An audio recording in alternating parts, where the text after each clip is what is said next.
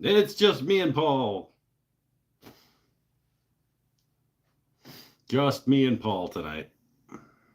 How you doing, my friend? I know you're not watching an ad, so I'll just talk to you for a bit while we wait, see who shows up.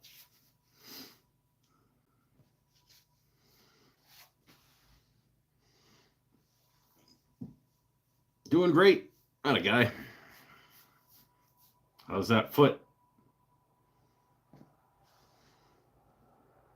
Get that infection under control? Steve's here.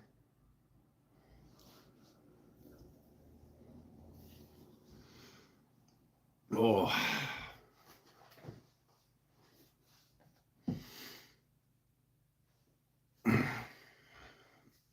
Oh, maybe some people show up.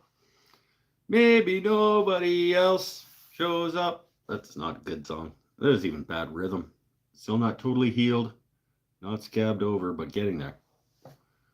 Okay, well, as long as it's moving in the right direction. As long as it's not getting worse. Eh? Looking at the bright side of life.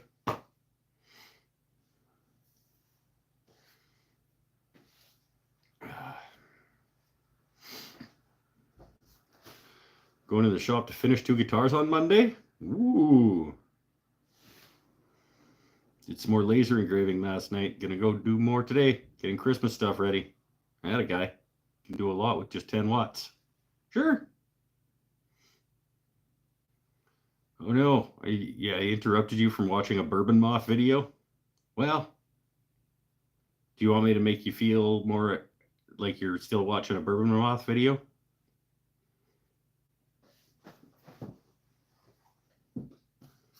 Because I could like overact and try to sell you something if you want.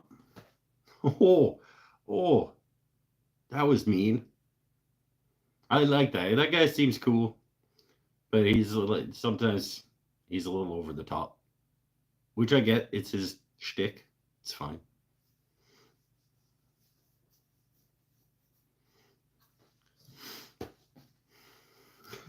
I could overact and try to sell you something. Wow. Wow. How do you really feel? I'm eating healthier than what's Mike eating. It's not called what's Mike eating, okay? It's called Mike's never had this food before. Homemade sirloin and veggie soup and an Arizona green tea. Hey, right on. That's healthier than what I got, for sure. For sure.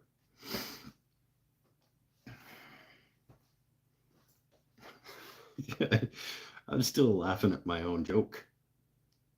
That means it's funny.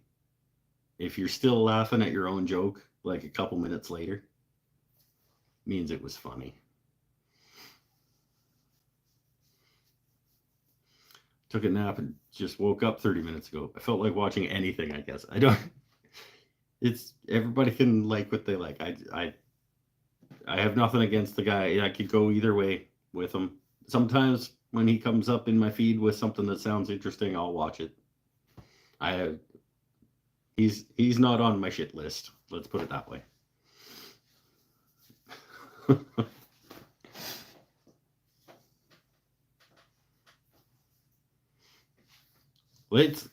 I want to try this. So let's do the first. There may be multiple episodes tonight of Mike's Never Had This Food Before, because I have a few things.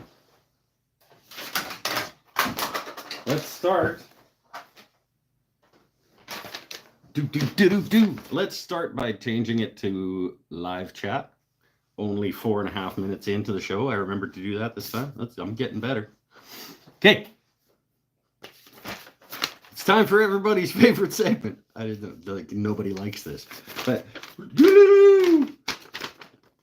okay. The graphics department is not on the ball tonight. Hold on.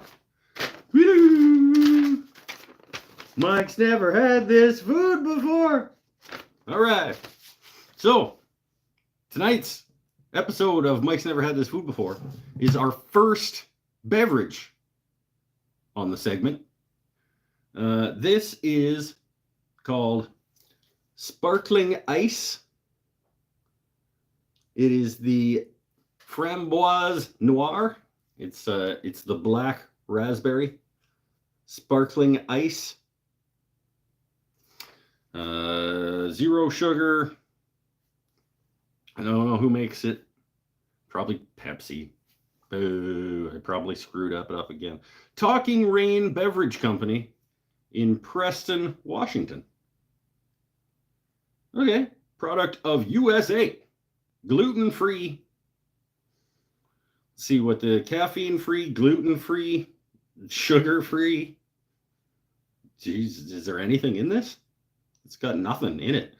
The nutritional value is like 0% all the way across the board. There's literally nothing in this. Is this just, it's a bottle of air. 1% of your daily sodium and 0% of anything else. So, sweetened with sucralose. So it's got some sucralose and some color. Black raspberry flavored sparkling water beverage from Talking Rain Beverage Company. Let's give it a go. A little bit of a as you take the top off. That's how you know it's sparkling.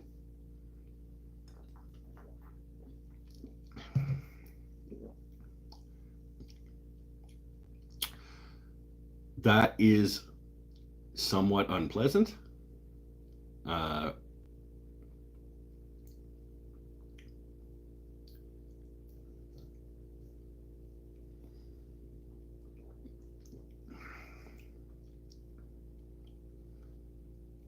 It's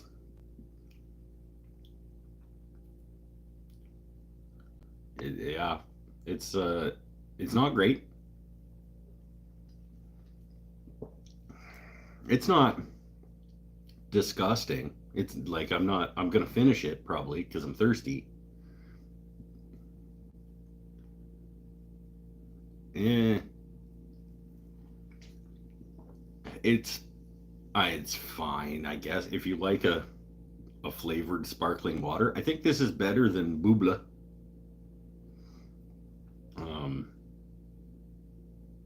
Yeah, I think that's accurate. There's more flavor. You know, every time I have one of those bubblies, I just want there to be more flavor. I refer to those bubblies as like it's the lime one is like if somebody put a bunch of limes in a strainer and then just held it under the sink and ran water over the limes. Just like they're still in there. They're just limes. They're not cut up or anything. They're just limes. And they put them in a strainer and they pour water through it, through the limes, and it like infuses the water with like the essence of lime. Because there's just not enough flavor in those things. This at least has some, and I almost said the flavor is not unpleasant, but it kind of is. I think it's the sucralose. Because the blackberryness of it is okay.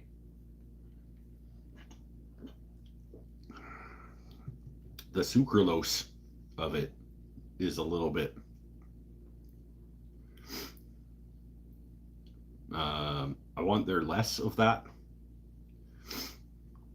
So let's call it 4. Won't buy again, but not the worst sparkling water. Is that?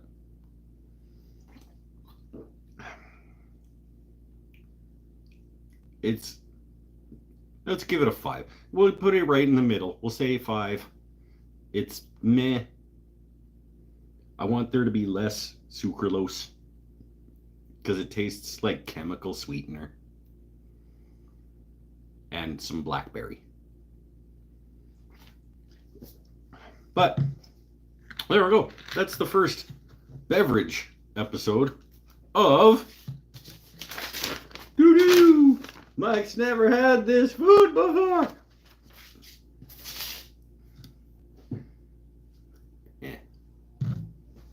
It's no, can't recommend. If you bought it by accident, give it a go.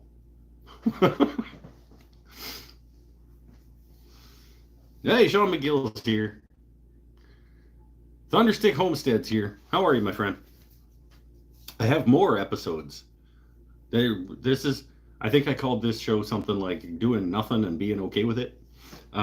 Because I'm not going to make any more mess of my shop. I'm in the cleaning phase to do update, update. Shop renovation is official. It begins on Monday. Yay! So my buddy Mikey B is coming over on Monday, and we're gonna shoot the shop tour of the current shop video and start lugging stuff, whatever, depending on whether it's raining or not raining or whatever. We're gonna get some of the things out of the shop and down to my parents' garage that they're loaning me. They're gonna park in the driveway and let me use their garage for storage for hopefully not as long as I hope. But so Monday we're shooting the shop tour and starting to take stuff down. Probably start taking wood off the racks and get it down there. If it's not raining, we're gonna do box of the truck stuff. If it is raining, we'll do the inside of the truck stuff, which is like hand tools into totes and take those down there. All the little things, clamps and wrenches and pliers and the hand drills and the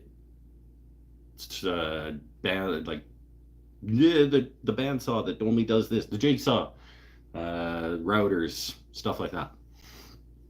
That can all go and get a whack of it down there, whatever we can, on Monday. And then as soon as we get the shop gutted, except for the big tools and the workbench are going to stay and just move to the middle so I can work around them. And then it's clean out and sweep and get all the corners. And I'm not going to wash the walls before I paint. Do I have to wash the walls before I paint them? Somebody tell me. I was just going to like sweep them. And then paint and lights and run dust collection and then bring all the stuff back. Can't wait to see the finished painting. Lots of work, prep work. Hope it's not too much prep work because I don't wanna. Need to get the dust off of them. So sweeping, if I sweep the walls, Brian, the last time they were painted, I don't know, before I moved in, and they were painted with, well, that's one of the reasons that I'm doing them, is that they were painted with, like, the girl who rented this place before I rented it and then subsequently bought it worked at Sherwin-Williams, and she would just bring home mist tints they didn't want and just paint. And so the shop is like mainly a seafoam green, unless there was something there, and then she just painted around that. So there's white patches.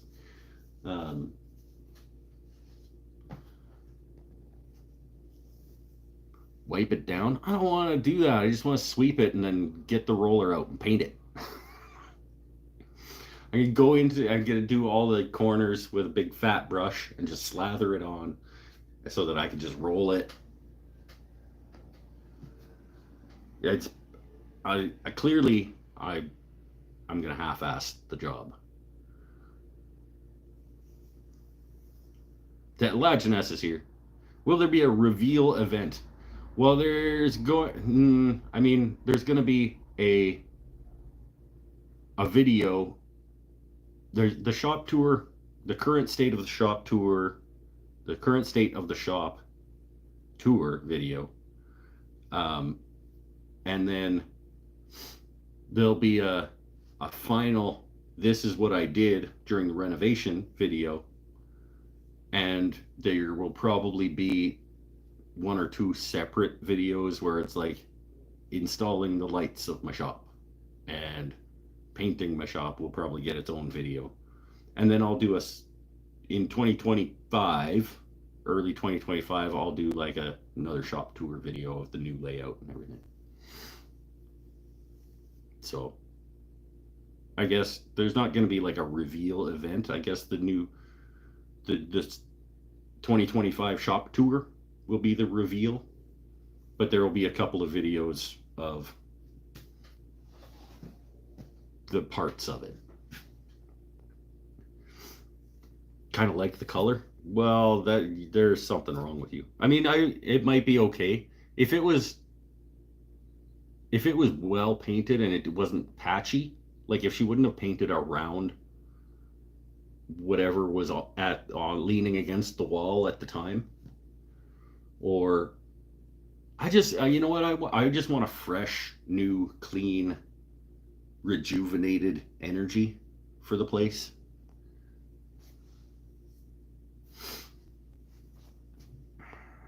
Java Junkie is here. Right on.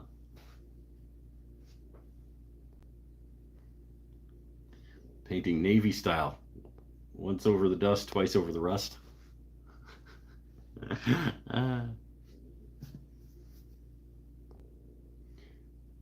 Need a contrasting color because new shop stool project doesn't show up against the seafoam green. It's true. Not sure how long you've been there, but it will make it feel like it's yours once you repaint it. That's the idea. I want it to feel like my shop rather than the garage that I took over to do work in.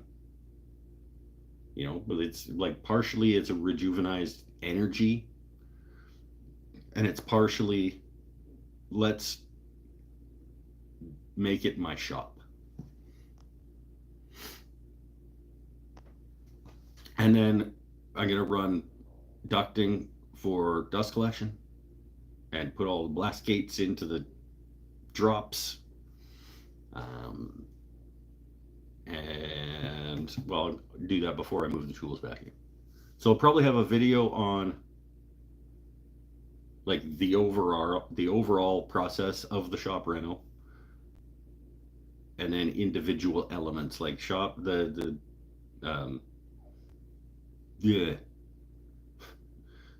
dust collection, routing the pipe for dust collection, and I talk about what my dust collection is going to look like, installing lights, and painting. We'll probably all get a separate video.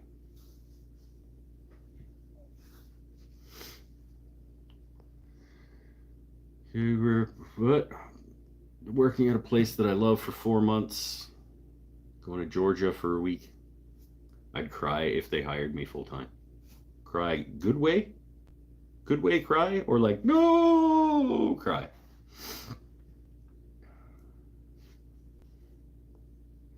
Do you have a dust collector strong enough to do a full dust run? Well, it's not that long a run. It's going against this wall, and it's I think it's a 1.5 horsepower, and it's gonna go to jointer, planer. It'll go along this wall, and it'll have blast gates to jointer, planer, drill press, maybe bandsaw, and the yet to be purchased drum sander. So it's 4 tools, 12 feet of run total.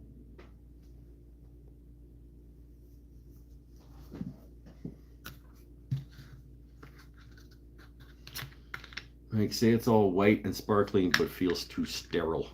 Is there anything you could... Well, yeah, I mean, the idea is the white of the walls is gonna also make the cabinets and things stand up. Like, there won't be the white will be showing through between the wooden things. So like the whole shop, eventually all the cabinets are gonna be this Douglas fir red oak walnut combo. And I'll still have a tool wall. It might not be this one. I might make a new one, but I'll still have a wooden tool wall area. Um, and so the white will just be coming between those things. The same way the green is coming through now, except it'll be antique white. And the ceiling will be white, and there's going to be, instead of 4 4-foot T8 fluorescent bulbs, there's going to be 6 8-foot LED strips, fixtures. So I'm going from 4 4-foots to 6 8-foots lights in an LED with a white ceiling instead of seafoam green. I'm excited for it to be done. I'm not excited to do it, but I'm excited to have it be done. We're going to port for a flex hose so you can use it as a vacuum. I think so I'm going to have a Y that comes off right at the start that's going to go down to a flex hose for vacuuming purposes, and possibly one of those floor sweep things. I don't know. I don't have exact yet. It's just I know that it's going to be piped along this wall, and bandsaw is going to be at that end. Bandsaw's at that end. Planer, jointer, drum sander, oscillating spindle sander, all along this wall.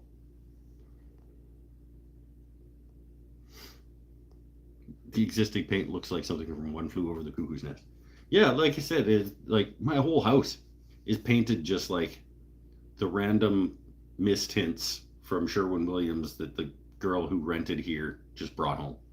So even all of the dark browns in the house, they're all different. When we moved in, there were just these cans of paint that were, and of course they're labeled with whatever she used that room for. So it was the can of paint would be Steve's room trim. It's well, I don't know which room was Steve's, and it's a slightly different brown than upstairs hallway brown or whatever. It was, yeah.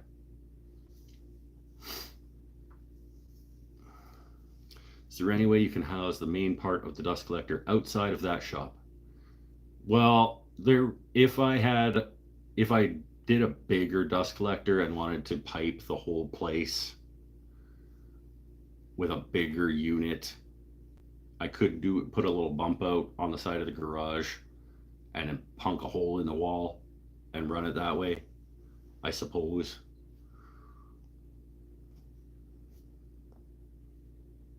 Just eyeballing them wood planes. The collection is coming along.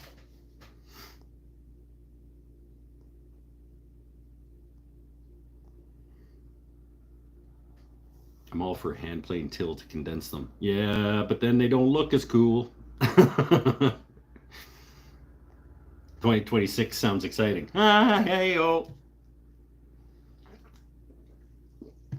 That's not great. We ran ours outside the shop, put a lean-to up for dust collector just to make sure all the dust was out of the shop. Yeah. I mean, I would probably, if I was going to build a standalone shop, as opposed to, I don't really want to drill a big hole inside my house.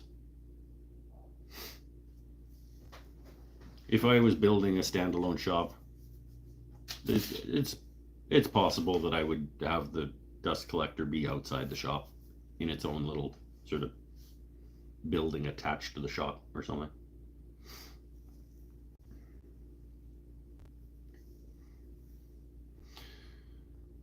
THX 1138. Not a good name. I'm sorry. Thux 1138. It rolls off the tongue. Popping in to say hey. How you doing?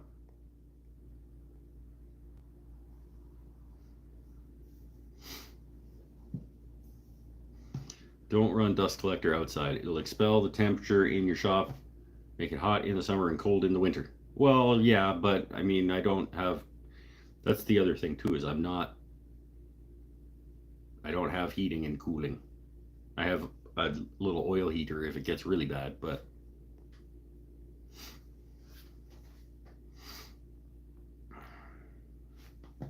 it will suck the air out of the place if you put it outside. It's true.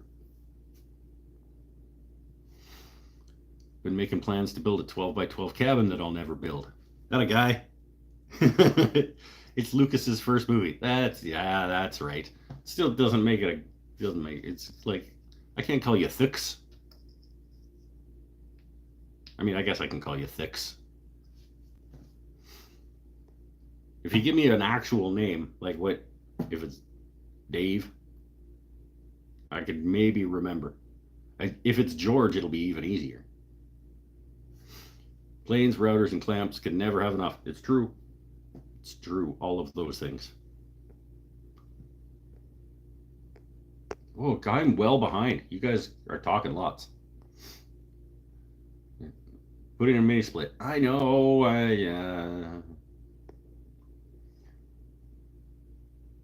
Had a calendar note to ask about an update on segmenting jig. Oh, I haven't done anything with it yet. That was Sean McGill sent me that. Still haven't done anything with it. Okay, now I'm finally caught up. Name is Leslie. Leslie Thix is Leslie. I don't know. I don't know if I'm gonna make that connection. Leslie Thix. Thix. I'll see what I can do. I may just end up calling you Thix.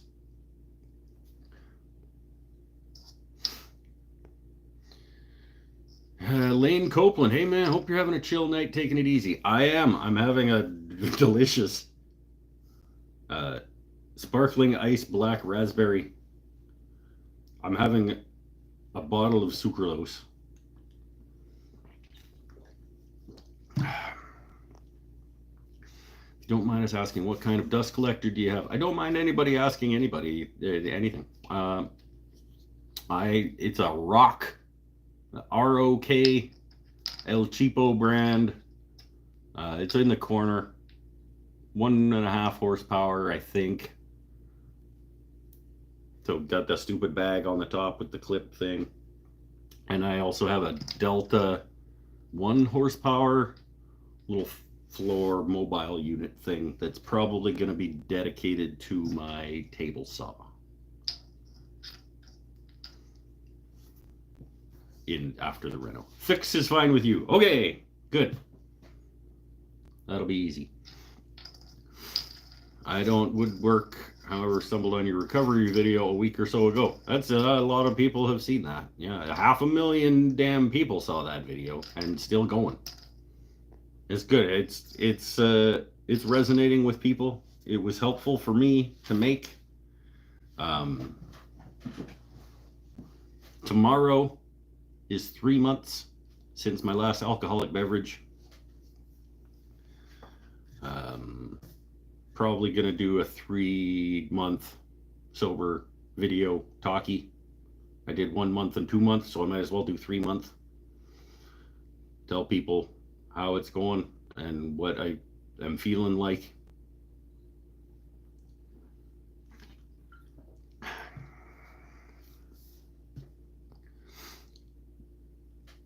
Why are we looking for something slower than Vineyard? Brian's talking about the grinder. Yeah, because he bought a lathe. He bought the 1216, and he sent me a message about grinders, and he found one that was like 2,000, and I was like, I run 1750, and it's a little faster than I want it to be for sharpening lathe tools. It'll do it. You gotta be quick. So Seeing the backyard when you pulled the boards was fun. Yeah, yeah. Massively helpful for many people. It seems like it's been helpful for some people. I'm happy that people are finding value in it.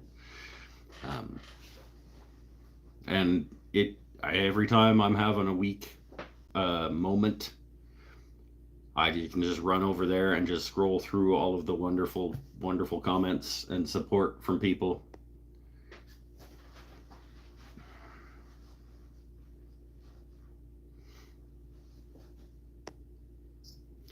If you have a Rockler, I think he's about an hour from a Rockler, if I remember correctly. They have a sale on the slow speed Rycon, where it specifically says slow. I think that's what mine is, and it's 1750.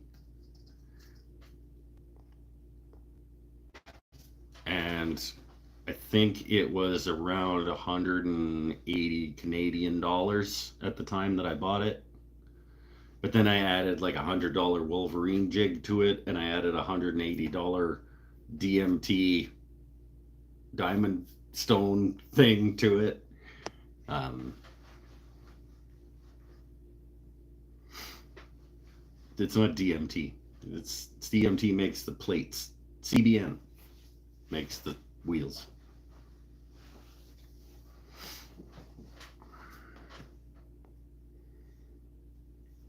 Just put a 180 CBN wheel on it. That's what I got. I got a 180 CBN. Your candidness and courage is really inspiring. Well, I appreciate you saying so. Just did rehab 28 days 20 years ago. Didn't follow the support system regarding meetings and transition house. Dealing with colon cancer stage 3 and cirrhosis. Oh man, sorry to hear it. Sorry to hear it. Got my Rycon while I was at Rockler. Had a gift card, did some networking stuff, so I paid $246. Well, of course you did. I'm surprised you didn't win it for free. Out of a draw of some kind at the staff Christmas party. Because that's what Paul does. He just wins tools.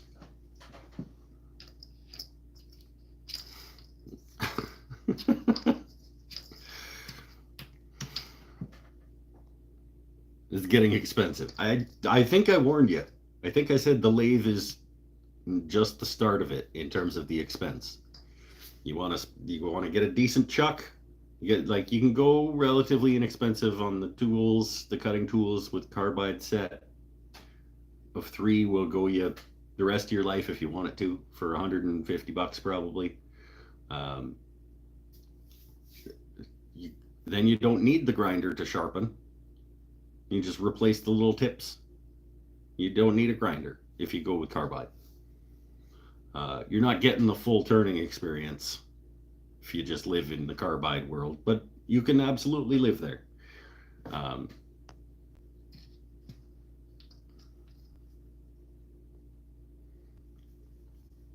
Todd, lathes have a significant startup cost, and they can just keep going. But Vluk is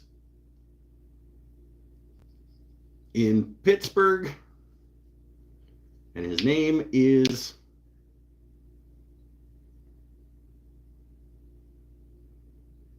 I remember his name. I remember that he is in Pittsburgh.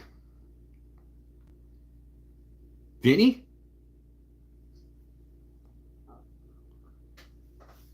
Is that because Vinny Testaverde ended up?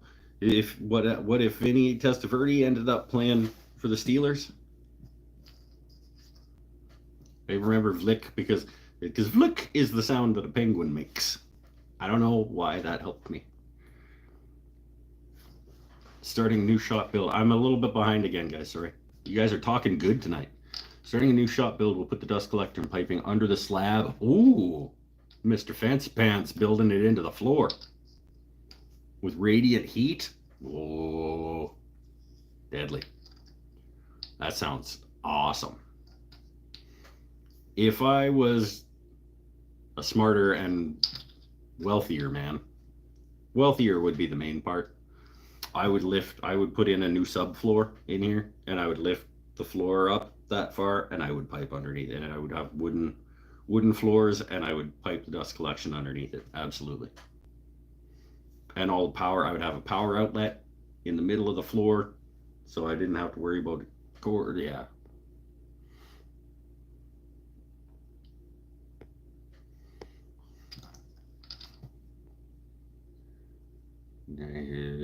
I think you've been on Jay in Australia's live stream. Jax? I pop in on Jax's live streams. Jax JND Creations. He hasn't done that for a while though, slacker. He's enormous. Still using the wheels that came with grinders. Checked out different sellers and brands of CBN. Couldn't figure out a great deal. Yeah. I didn't get a deal on mine. I paid full price for it because it was just one of those days where I was spending money anyway. And I was like, I was at Lee Valley in Colwood. And I was just like, I'm here to spend money. What should I buy? And I just kind of went shopping. And like, it's like, I knew going in that I was like, I'm gonna spend about $700 here today.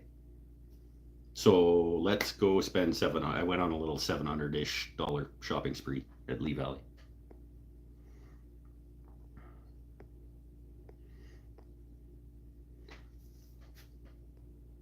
What is the banjo extension? Separate what?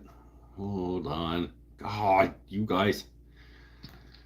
I got the 20-inch extension and the 10-inch extension. You got that both ones? That's awesome. That's a good rig. The 1216 with the 20-inch bed extension and the 10-inch outboard. Oh, that's a good rig.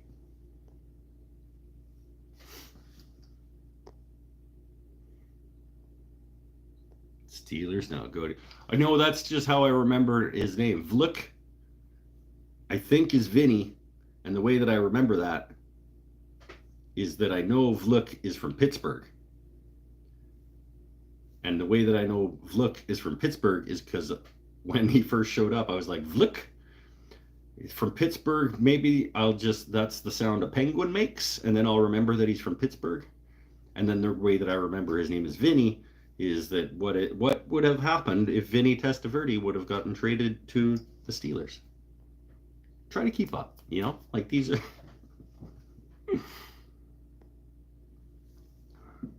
My kids can't believe how this works and that I can message someone on TV. Hi, Joe and Corbin. We're talking. I'm talking to Dad. Jason, where are you at, my friend? Are you a United Statesian?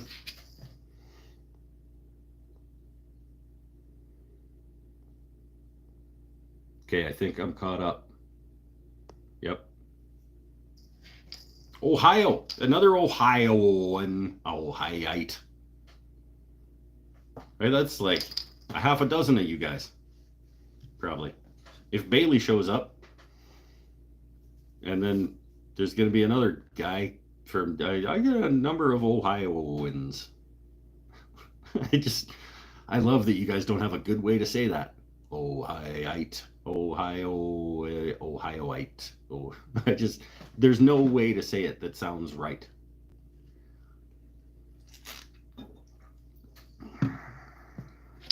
Spoke to you the other weekend about my signature. All right.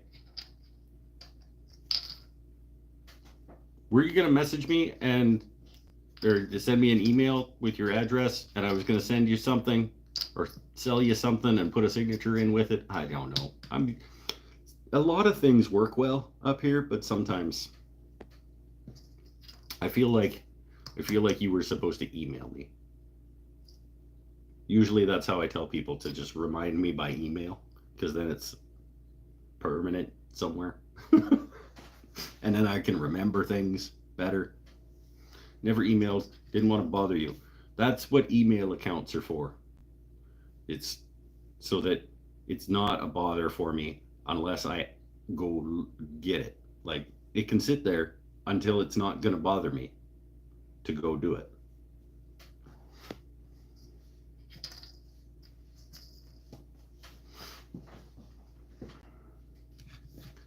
I try to do a day. Well, I try to do at least part of one day a week at my computer doing like admin stuff. So that's like emails and moving files where they belong from cameras and phones to places, um, and video editing if I have any footage to edit, and social mediaing as much as I do that, which is not a lot. Um, Things like that. Wooden things and stuff at gmail.com. Wooden things and stuff.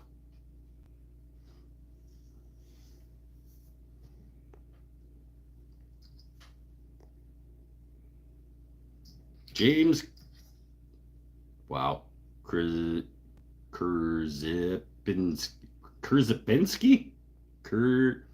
Kurzipinski. I got it. I think Kurzipinski.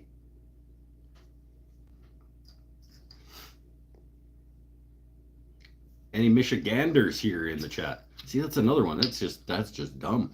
Like, why?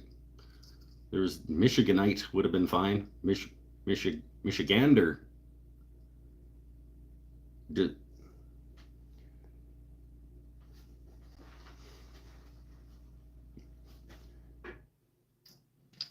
Close.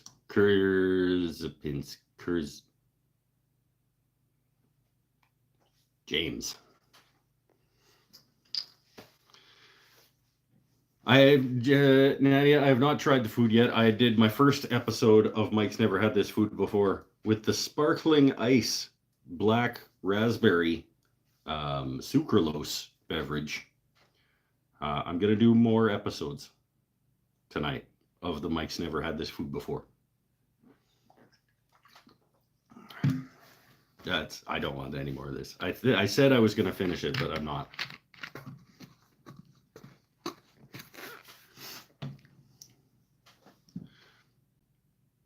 Shapinski? Oh, it's one of those. Shapinski. That's easier. Shapinski is easier.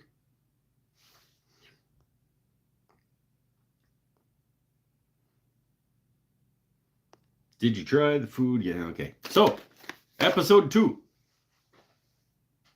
Mike's Never Had This Food Before. Okay, Eric, here we go. The reason I do these, by the way, in case you're wondering, the reason that I do these episodes like this is because eventually I do want to crop them out of these videos and release them as their own standalone things. So if you're wondering why, like, it seems like he's like starting a new show whenever he does this. That's what I'm doing. I'm starting a new show to be able to use this footage later. Business Mike. Hashtag Business Mike. Okay. So it's time for everybody's favorite segment. Mike's Never Had This Food Before. All right. Welcome to Mike's Never Had This Food Before. Tonight, we are... I don't know. I don't know about this one. The Meteor Bites ice cream. Strawberry swirl. Meteor Bites freeze-dried ice cream nuggets, I guess. From Martian Mercantile. There's not a lot in here, which is probably good because I'm not sure that I'm going to be digging this. But this is courtesy of my friend Nadia at the Crow's Nest Artist Collective. She told me I could take one off the shelf. This is 1.3 ounces or 37 grams of freeze-dried ice cream. We craft this creamy, crunchy. Can it be creamy and crunchy? Unmeltable treat using the process of lyophilization. Sounds like they're lying. That sounds like a made-up thing. AKA freeze-drying. We apply extreme cold and low pressure. Extreme cold and low pressure. Much like outer space. To draw out all liquid, and you've got ice cream transformed.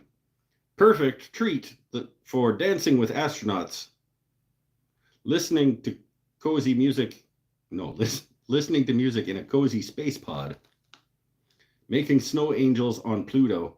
I don't think there's any snow on Pluto. I could fact check you guys. Hiking on the moon. Charlottesville, Virginia. Wait. Distributed by Copernicus Toys in Charlottesville, Virginia. Crafted in Keokuk, Iowa? Keokuk, Iowa. Nutritional information. 60 calories.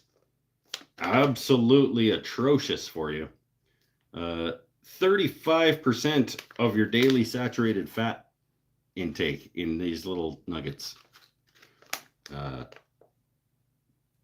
Jesus. Okay. Not a lot of sodium, but they're basically sugar and fat in solidified, dehydrated ice cream form. Let's give it a go. Meteor Bites, strawberry swirl ice cream balls.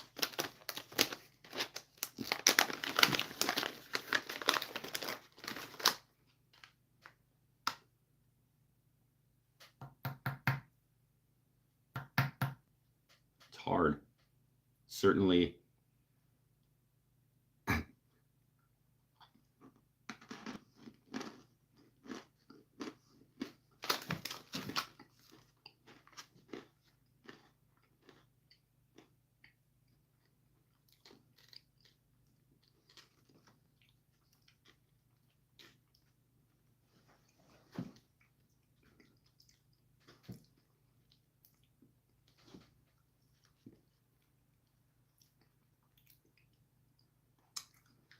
That is a thing I put in my mouth.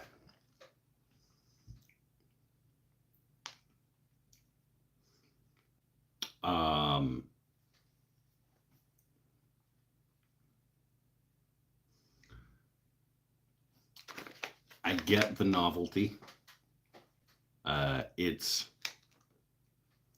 interesting. The flavor, once you get past, don't tell them where you got them. I already did. Once you get past the chalky unpleasantness of the texture, the flavor itself is pretty good. It does taste like sort of like strawberry milkshake.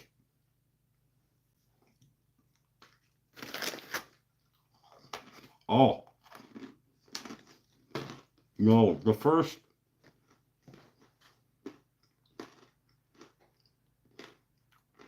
You gotta. No.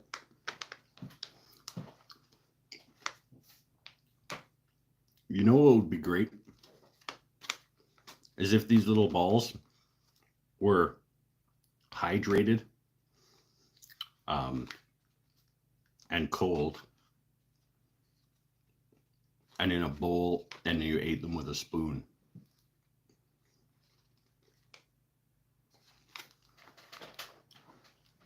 I'm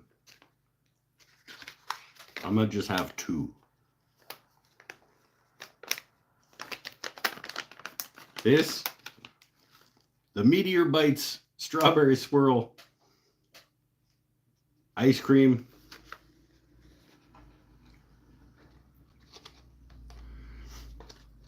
I'm gonna give that a. It's not a good score. 2.2. The flavor's good. I get the novelty. If you like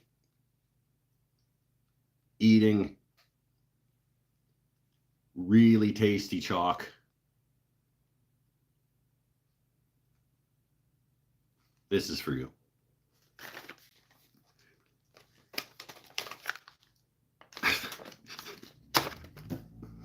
And that's been this episode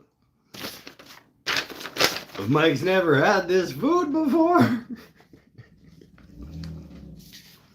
It's delicious, delicious chalk.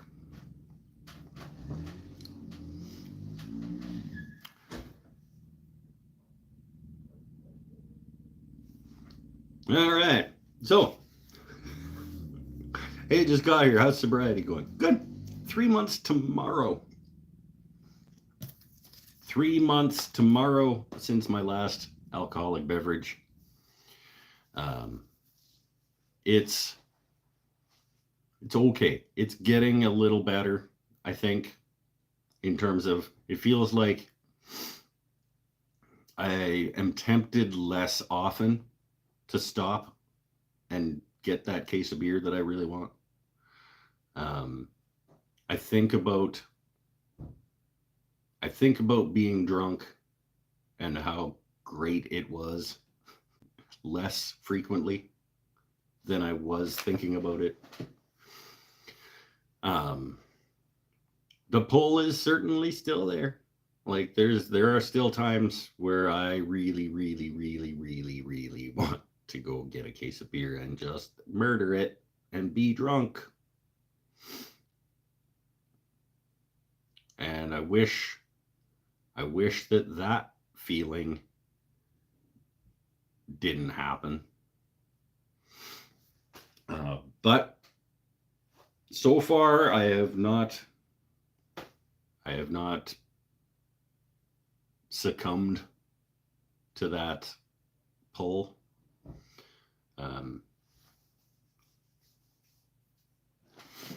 Yeah.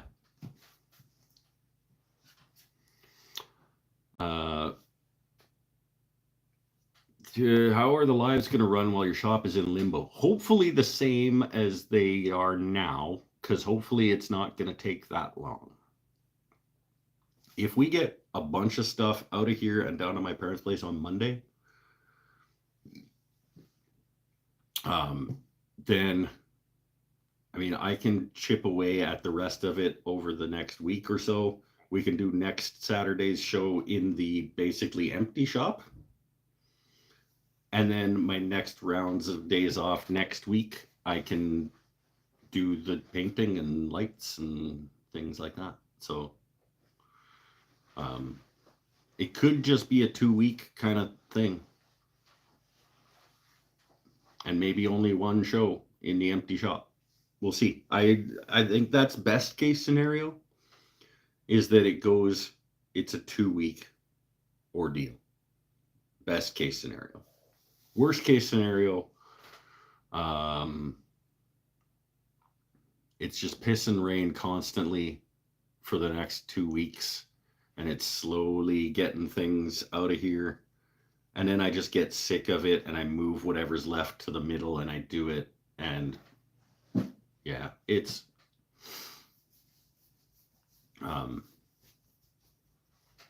but it needs to happen. It's been in the cards. Like it's been a want of mine to revamp the shop for a couple years.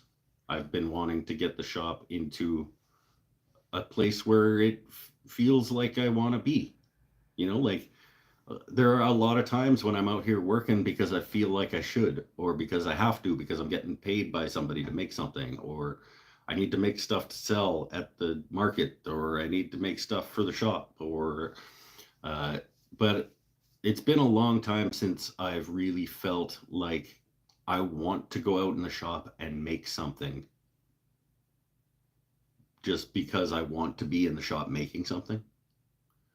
And hopefully that's what this shop reno is going to do. It's going to make this into a place where I want to go be, whether I'm making money out here or not. It's like, it's a place that I just want to be in. End sentence, you know? And I think bright new lights and bright new paint and dust collector, actually properly getting dust away from tools, and a new tool, that'll help, I think. You have to be at peace with yourself before you can be sober. Well, no, I don't know that I agree with that because I'm sober right now and I am not at peace with myself.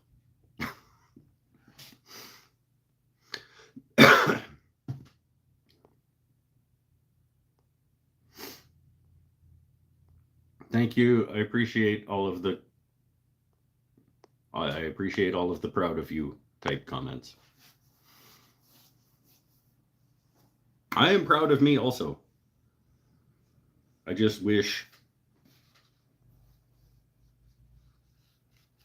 I don't even know what I wish. Maybe start smoking pot again or something. I'd try it again, maybe. I've tried it. I smoked a lot of pot in my youth, and then I tried it again when it became legal, and it just like meh, didn't really do it for me. But I was also drinking pretty heavily, so maybe I don't know. Maybe not. Maybe it's just like I'm a sober guy now.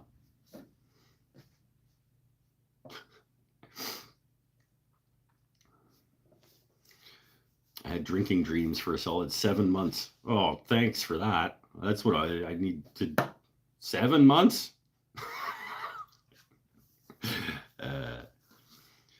Proud of you, but don't look for another crutch. Yeah, I know.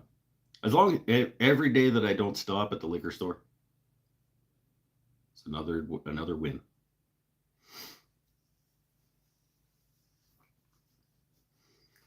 I'm also trying to quit the smoking thing.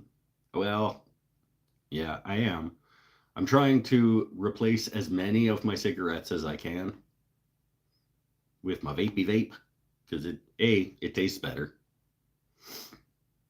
B, I don't think it could be as bad. I mean, it hasn't been around. Vaping hasn't been around long enough for the science to be any good on it. But it can't be worse for you than smoking. So I'm trying to do this as much as I can in replacing cigarettes.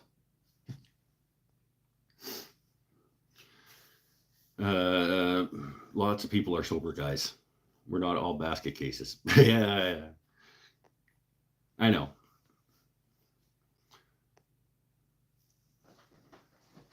It's always good to be 100% sober, but I feel if you need a crutch, edibles that have some THC can take the edge off. Yeah, probably that'd be good. Do you have more money drinking less? No, because I spend it on something else. I don't even really know what. I feel like I smoke a little bit more, which is weird that I smoke more since I stopped drinking because most people, and I thought I did too. I thought I smoked more when I drank, and I did. I did smoke more while I was drinking than I did when I was not drinking. But now I smoke more regularly. So that's one of the things that this is trying to accomplish is save me money.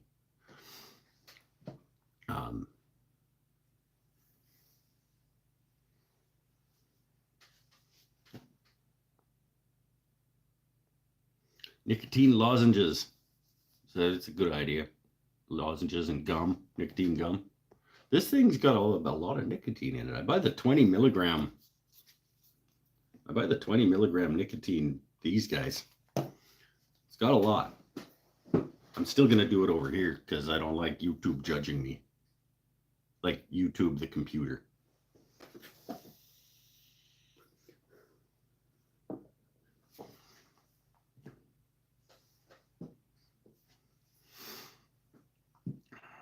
I've often thought it was a situational thing. I was a very heavy drinker in my Navy days.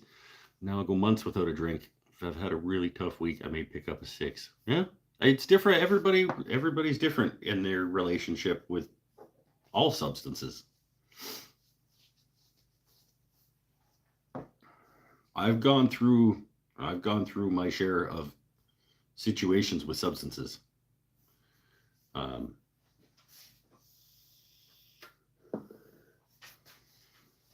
Ever since I started smoking at the age of 16, I have always been addicted to more than one thing. So cigarettes and um, something else. It went through phases of those different things, those second things. It's always been cigarettes and something else. And it always ended up coming back to alcohol after I was done with whatever that other thing was. Well, and alcohol was actually pretty steadily along with all of those other things too. So, what's a lot, Nadia? Oh, talking monies. When I was drinking, that was $5.50 a month. That was the cheapest vodka I could buy. Well, I wasn't drinking. I wasn't a daily, but I would say twice a week. Most weeks, some weeks only once, but it was $50. So there's 200 plus all the extra cigarettes that I smoked while I was drinking. And so the weeks that I did 2 days, that's 400 a month. If I did 2 days every week. Yeah.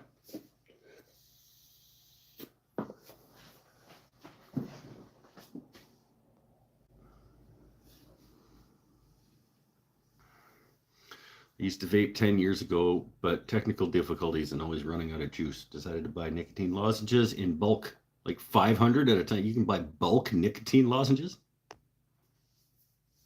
I don't think I want to do that because I'd be like Tic Tacs, and then I'd have some kind of issue there. But I've relatively successfully done this before. About maybe 8 years ago. But same thing. It was like, oh, I ran out of juice, or my thing started leaking. And it's like cigarettes are always just, they're not gonna, you just take them out and you light them up and away you go. You don't have to change anything. You don't have to charge them. They're just like, they're there. They're your little buddies. They they always work. They always do exactly what you expect. Nothing more, nothing less. They always operate the way they should. These things, sometimes you need maintenance. Sometimes you need a new thingy, or you run out of your stuff. I'm not going to run out of stuff for a little bit. But yeah, the battery goes dead. I've got 2, so that when that happens, I've got another one when this one can plug in. I'm covering the bases as best I can, and I'm still smoking. I haven't replaced all of my cigarettes with this, but I'm getting there, sort of. Oh, what did I do? I turned it off, I think. If I'd taken the thing out, I shouldn't have.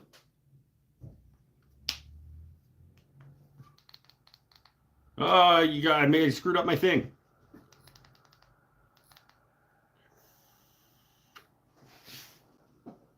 There we go. Thought I screwed up my thing talking about screwing up my thing. Have you ever messed around with leather work?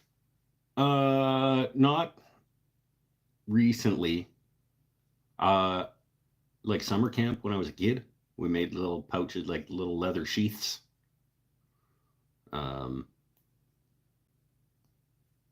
I was in Scouts, so we did some leather working in Scouts. But like, let's say 30 years ago, all we can do is take it one day at a time and remember that every day is a gift. Absolutely, absolutely true. Are we still doing phrasing? Yep. We are still doing phrasing.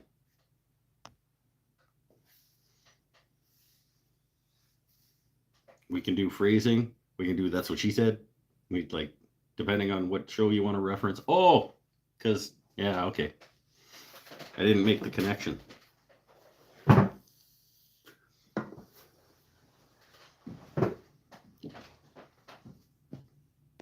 I forgot what shirt I was wearing. I think I'm gonna have one of my smokes now that we've been talking about it. Thanks everybody. And then I've got another Mike's never had this food before. We could do a 3-pack of them today.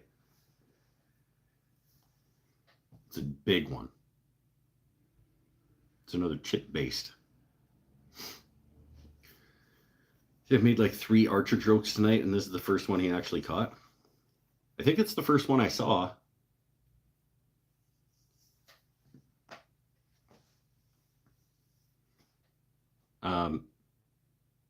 Did you do ants? What were the other ones?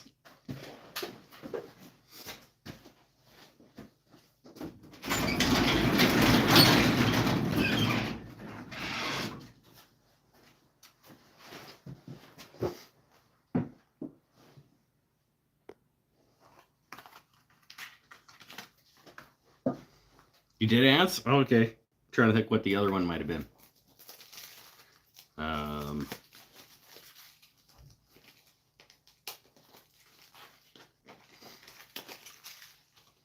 I haven't watched that for a while. I used to go through that show, like all of that show, and just like have it running in the background.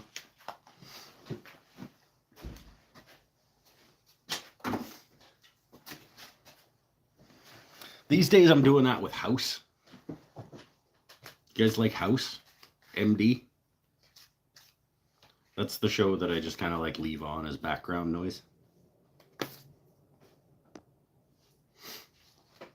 Tim Mallon's here. Tim! How did I not see that it was Tim that was making these jokes? And like, did you change your logo? Maybe that's why I didn't catch that it was you. You're supposed to... Oh, we did Danger Zone? I only posted 2 now that I think. Well, oh, okay. So you were exaggerating. Tim, you're supposed to email me to tell me how to send you this plane, because this is all coming off the wall and going into boxes and getting stored away while the shop reno happens. So that would be a good time for me to ship it off to you.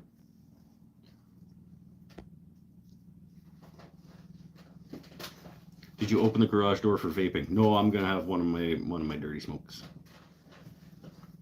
Because the vaping, it takes the edge off, but it doesn't do exactly the same thing. Sometimes you just need, like I said, I'm replacing as many of my smokes as I can with the vapey vape. But sometimes I just need the real thing. Yeah. Totally forgot. I'll send it tonight. Okay, cool. Which one did we say? It's the 5.5, right? The one that's like actually in the worst possible condition. I think it was the 5.5. Oh, the one, yeah, it was the 5. It doesn't have the right iron either. Do you have a 5.5 iron that you can throw in the box when you send it back to me?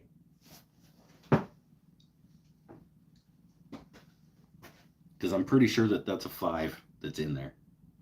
It's like got a 1/4 inch of space on either side of it. Totally forgot what I was even going to do. You're going to rehab this 5.5 for me.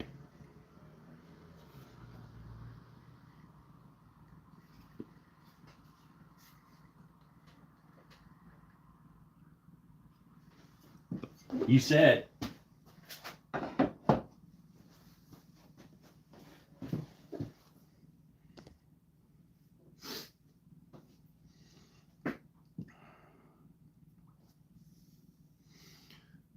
$20 milligrams should be able to replace light cigs. 20 milligrams, there's a lot. When I'm in my truck and I'm driving by myself, it's just, and it's great. It's awesome.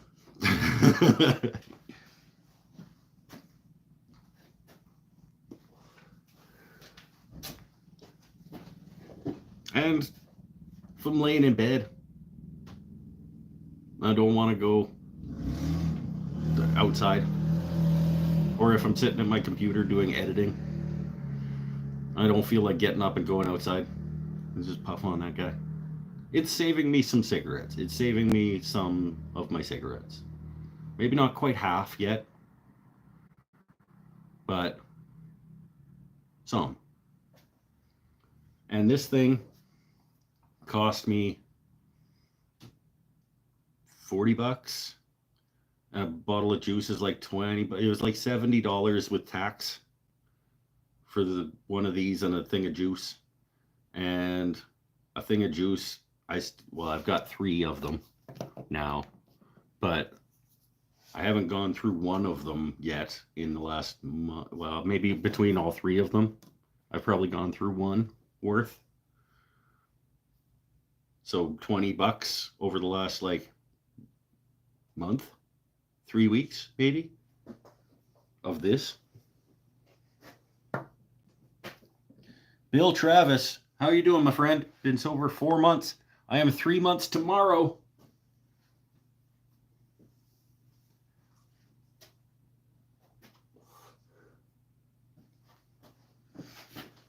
Three months tomorrow. All I got to do is not drink today, and I'm at 3 months. Hypersonic 77. I love you too, my friend. Yeah, it's got the wrong iron. I know. I just noticed when we were talking about you refurbing it for me. I took it down and I was like, wait, what the? I've never used it, clearly.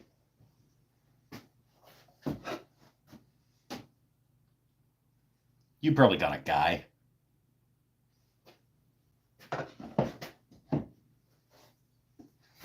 You got a guy that'll just chuck you a 5.5 iron, won't he? That's a $30 device, American dollars. So I think it was about $40 here, which, you know, we get a little shafty in our prices here. But even with the exchange, that's only a couple bucks more than you pay for it. 100 mil should cost $20. Well, these are 30 mil, and they're about $20. So, I mean, it is what it is. Still, it's a heck of a lot cheaper.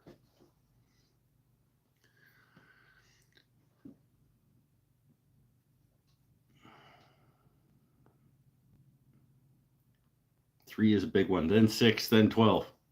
Okay, good. Try a foom. I don't know. This is going okay. This is going okay. Canada, yes, I am in Canada. I thought that was a well-known. We're talking about a flavor ban here in Canada. They've been talking about various bans and things like that for a while. And I'll tell you what, if they do that, I got a guy. I got a guy.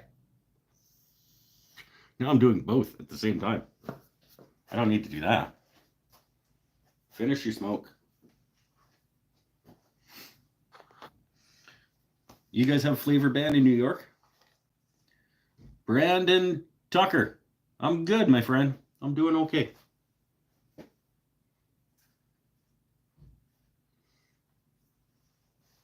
They're just going to force an alternate market. That's what they're going to do. Yep.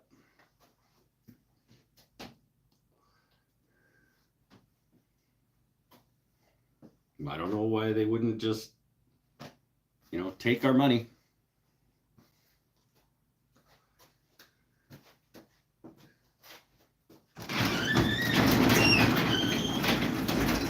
They're like, yeah, well, if it tastes good, then the kids are going to want to do it. Well, just fucking don't let them. Like you do with everything else.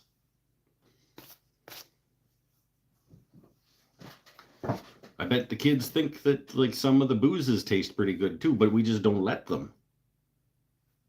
Well, we try not to let them. They're gonna if they want to.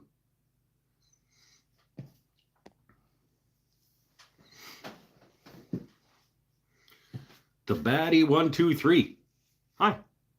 Smiley face. We can only have tobacco flavored juices now. That's dumb. So dumb. It's the main thing that I like about it is that it doesn't taste like a cigarette. It tastes like vanilla. I go with vanillas and caramels and stuff. I don't do like the fruity ones or the minty ones. I do like the vanillas and the caramels and the cappuccinos and stuff like that.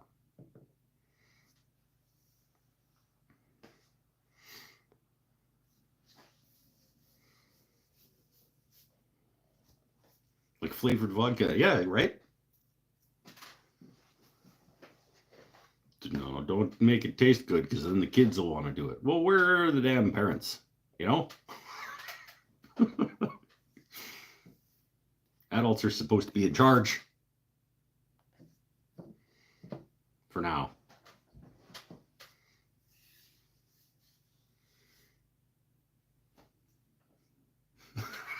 Old man shakes fist at cloud. Yeah. Back when I smoked Sweet Dream cigarettes, like flavored like chocolate, strawberry, vanilla. I don't think I've ever had a Sweet Dream cigarette. Americans love their White Claw. A lot of people here like their White Claw as well.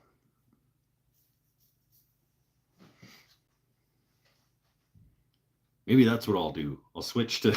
No. That would defeat the purpose, wouldn't it? Because I would still get hammered. I would just get hammered on not beer instead. Like what... Foam isn't smoke or vape, it's flavored air. Well, does it have nicotine in it? Because I need that. Well, need. I'm addicted to that. So that's going to be an important part of the function.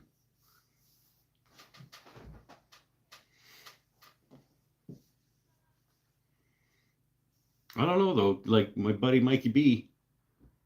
Mike? Are you still here? What are you down to in terms of milligrams these days? You're a little like low, right? You're like almost nothing in terms of your nicotine level, right? Or no? 1. So you might as well use a foam.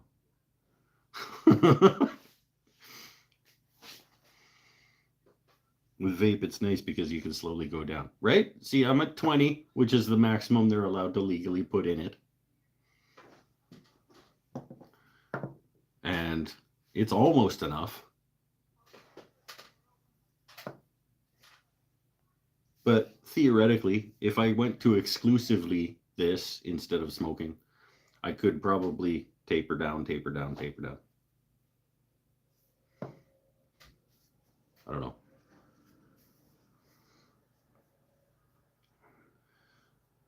Just enough to stay hooked. There's worse things to be hooked on, my friend. Nobody really says it, but blowing the clouds is kind of fun. Yeah, I don't know. I don't never really seen the love for that aspect of it, but Zin is nicotine pouches. Switzerland? Well, I don't know what we're talking about. Long day tomorrow. I hope everyone has a great weekend. You too, my friend. See you later, Paul. Me and Mikey B are doing the shop tour video on Monday and starting to gut the shop. And that's exciting. I'm probably more excited than I should be for this process. I'm not really excited for the process. I am excited to have it be done. I'm excited to have a fresh new space.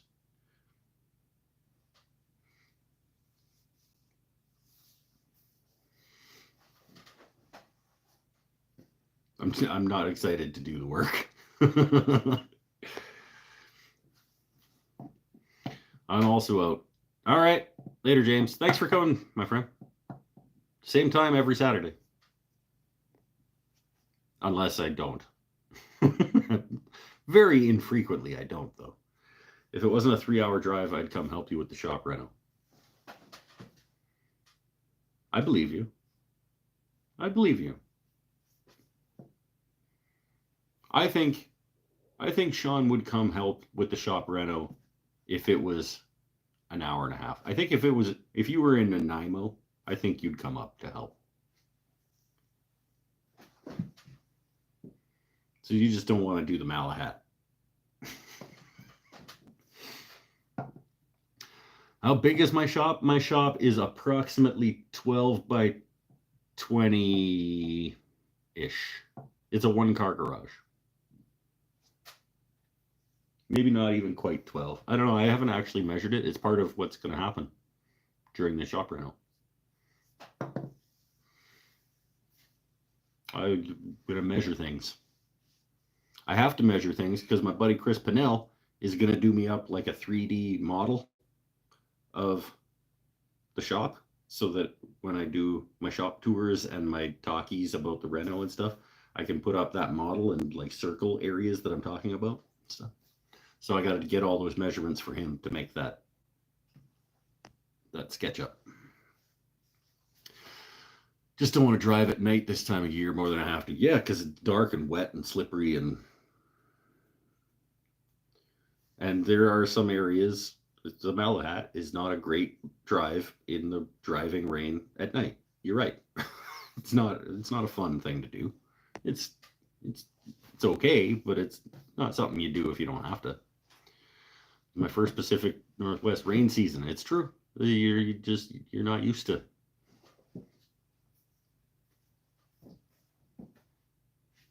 And the light changes in the rain here, I've noticed. Like, yeah. I'll drive from Pittsburgh to help if I had some vacation time. That I hope that it would be done. I hope that it would be done before you could get here driving from Pittsburgh. If it takes longer than it would take you to drive from Pittsburgh, well, I guess you could probably, if you didn't sleep much, and you just woke up and drove and went to sleep and woke up and drove, you could probably get here in, 5 days? A week?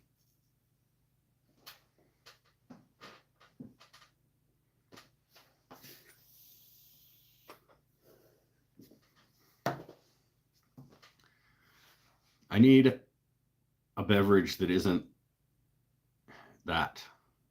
Let's see what I have in the fridge.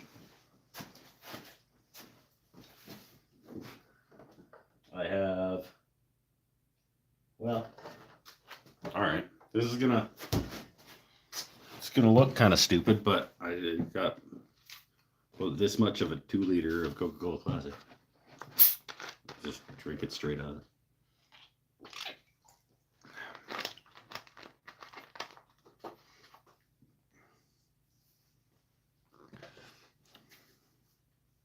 It's only 30 hours?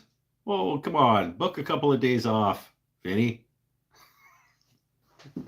Come on out. I don't think that it would be any more efficient with more than 2 people in here anyway. I think me and Mike are plenty, just because I don't think it would be any more efficient to have another person in the space. We would probably just be getting in each other's way.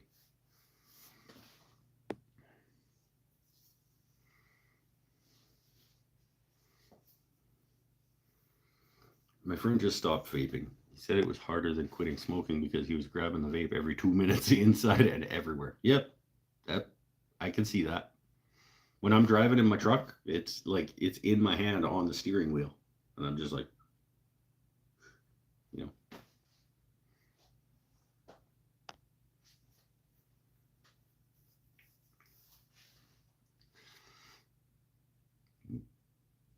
We get any other way when it's just, we get in each other's way? Is that what you were trying to say? It's just the 2 of us? Yeah, that's what I mean. Like, I don't think a third person would be of benefit.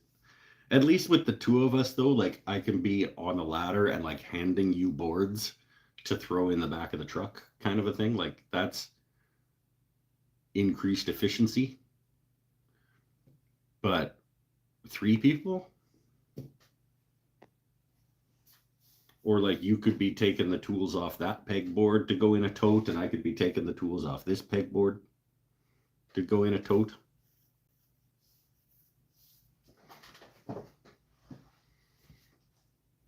You could be ripping the pegboard off that bench because it's not going to go back up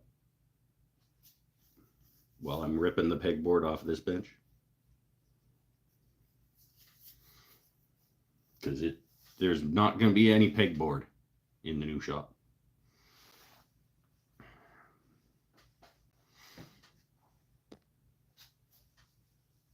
Maybe in the spring I'll come for a visit and hang out on the live. Ooh. Mikey B, what's he feeding you for your labor? We haven't really talked about it. I'd probably order pizza. But I don't know, because Mikey B is one of these people that he sometimes goes on like healthy food, but then he stops doing healthy food, and I'm not really sure at any given time where he's at in terms of his, like, I'll think that he's doing healthy food, and then he'll send me a photo of his computer screen watching my live show, and it'll have like a stack of cookies. Like, but then be like, yeah, I'm just doing like rice and broccoli and chicken. So I don't know. I'm not sure. Dedrika, I'm doing well, my friend. How are you?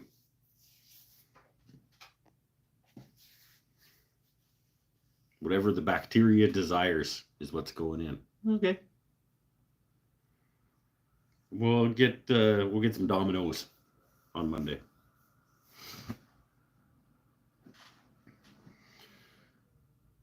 AH stumbled onto this random live and figured, why not ask this question? Sure.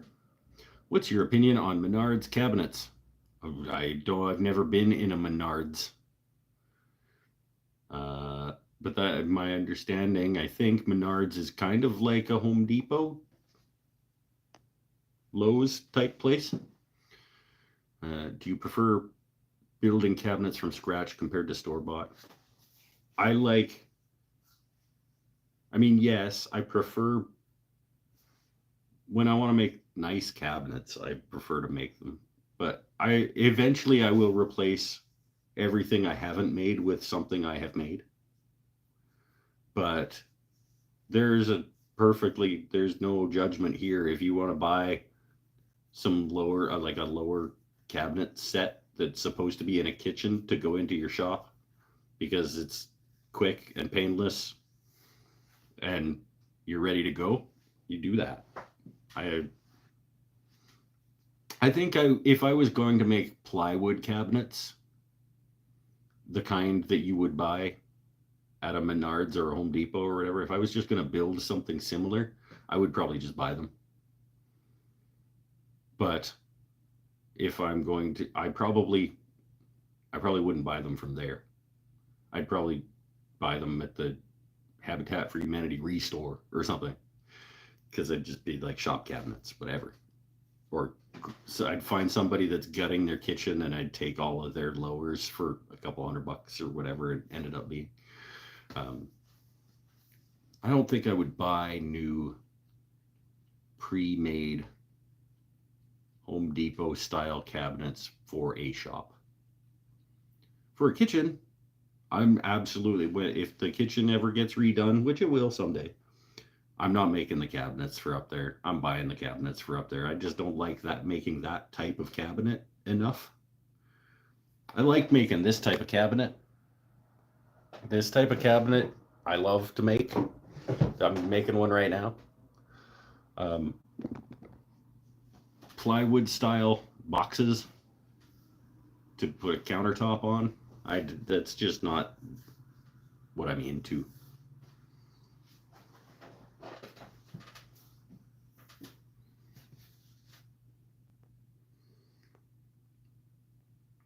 For a kitchen, Menards is fine. Building your own is cheaper and can be better. but much more time consuming. Yeah. Do you enjoy that? I mean, if you enjoy working with sheet goods, and or if you have a really weird space that, like, you would have to custom order new cabinets, then the sort of the value proposition starts going down, because now you're paying more and more and more for your custom kitchen. But if you can just show up at Home Depot and go like, I need X number of linear feet of these ones with drawers on the top and the doors that swing out with the cup hinges and stuff, and that's all you want, sure, I'm absolutely gonna do that.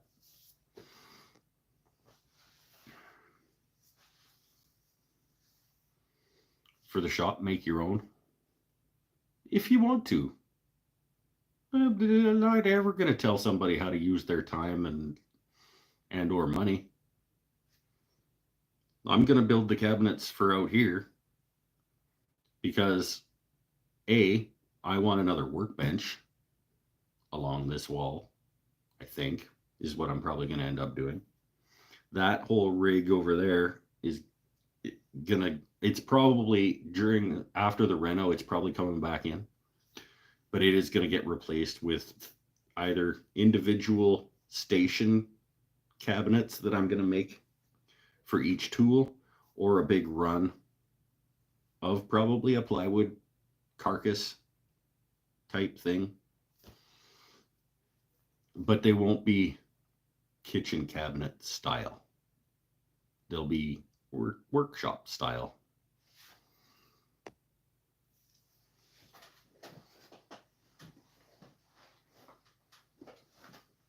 And they'll be as fancy as I feel like making them at the time. If I feel like making fancy pants, like shaker style sideboard type cabinets, like the sharpening station, that's what I'll do. If I feel like making plywood boxes, I probably won't feel like making plywood boxes, honestly. But we'll see. I have a big if you watched the video that I put out the other day on this cabinet right here that I'm working on, you'll see right at the beginning, I got a big stack of Douglas fir out under my deck. Just make that into a bunch of shop cabinets if I want. Just fire it all through the planer, build some frame and panel bits, put some legs on it. Cabinets! Maybe. We'll see.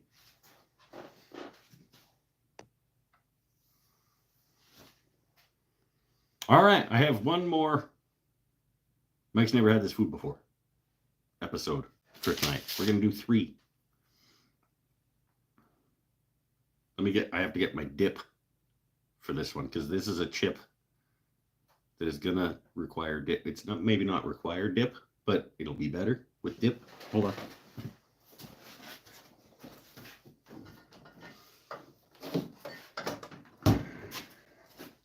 All right.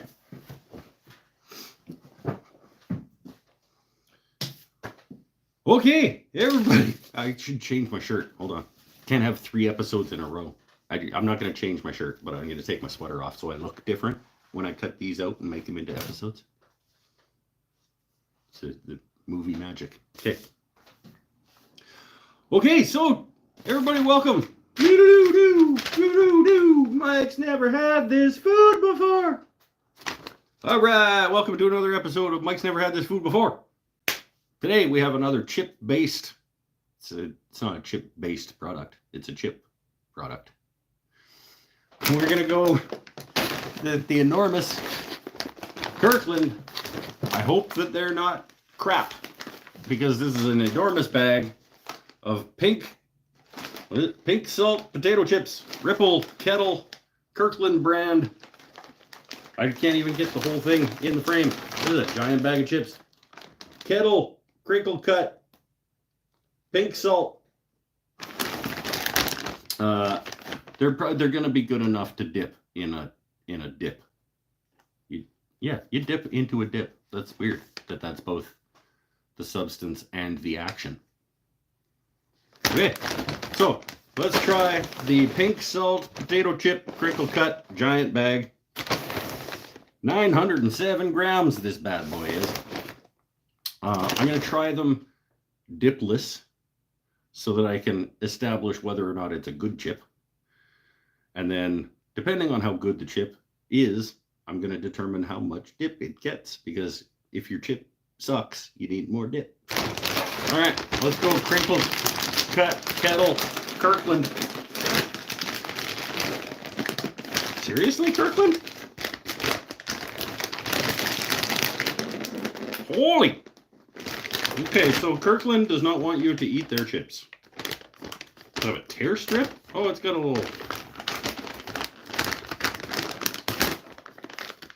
Is it supposed to? I don't know if that's designed to do them.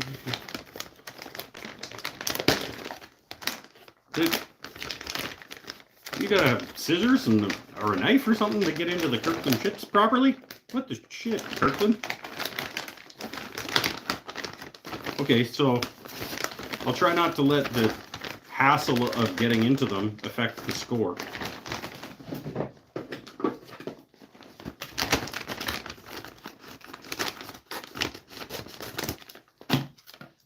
Jeez. Let's see. Smells good.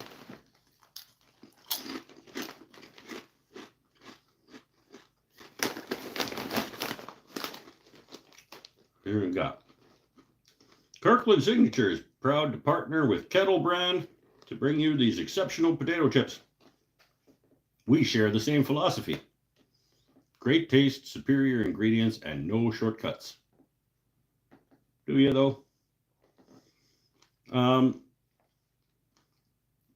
lot of potassium in these bad boys, and they're not great for you, but they're potato chips. I mean,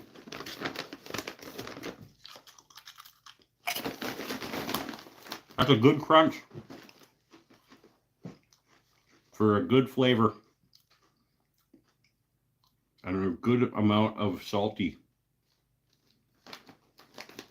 For a plain ripple chip, this is a quality. That's a quality ripple chip, just all by itself without a dip.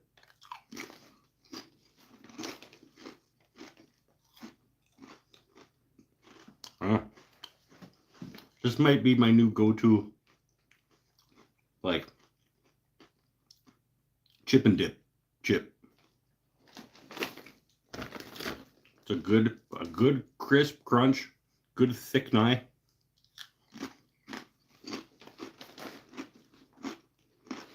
Doesn't dissolve in your mouth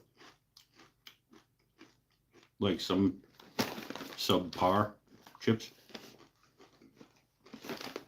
When they like dissolve, like they turn into mush instead of crunching. That's a bad chip. This is a good chip. Let's try in a dip. The dip is not a mice never had this food before, but the dip that I'm going to use tonight is the Dairyland sour cream. It's not though.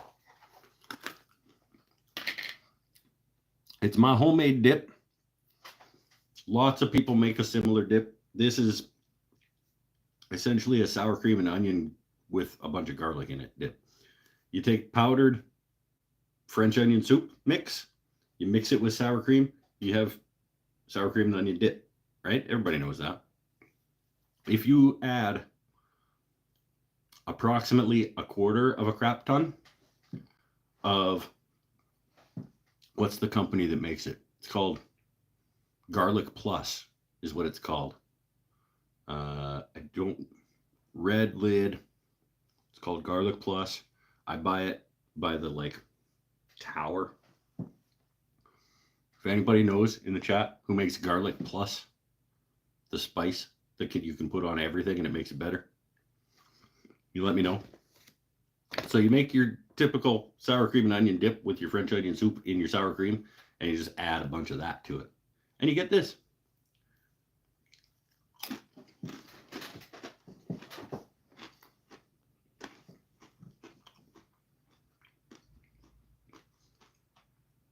Yep.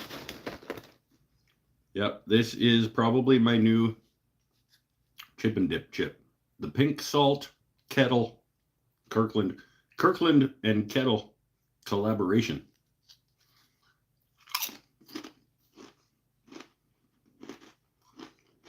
That's just good.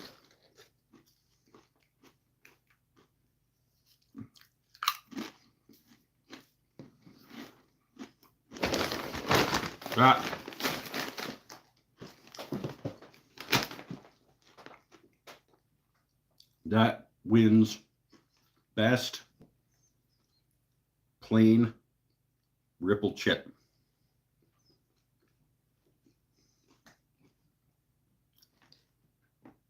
Yep. 9. 9 for ripple chip. 7.8 for just snack in general.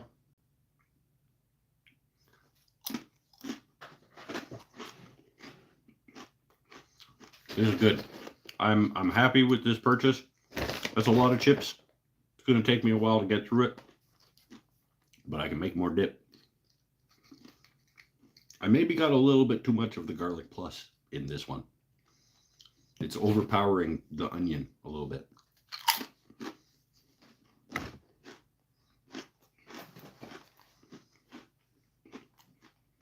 Why is nobody telling me who makes garlic plus?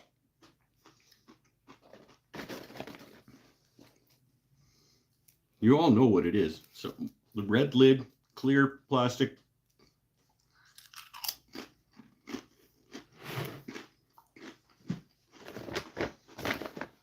Good chip. 9 out of 10. Best plain ripple chip. There might be better, but I haven't had them. Anyway, thanks for watching.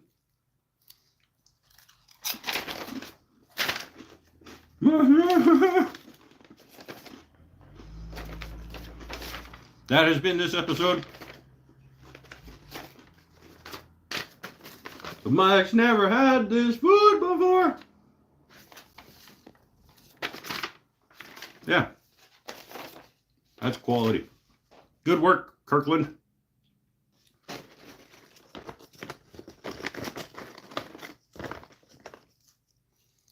Yeah, maybe a little bit too much garlic plus. There's nobody talking anymore. You're just all just riveted by the entertainment here, like.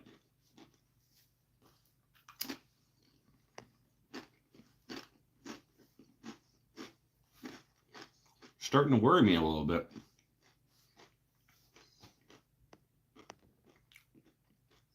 There you go. Top chat. Oh, look at this. Look at you guys all. You guys all showed up. Now maybe I can go back to live chat. Oh yeah, see, we're back. Yeah. Oh, okay, cool. Yeah, now we're back. Those are quite delicious. There we go. This guy driving around vaping and eating chips. Clubhouse. His chat was broken. My chat was broken. It was just stuck.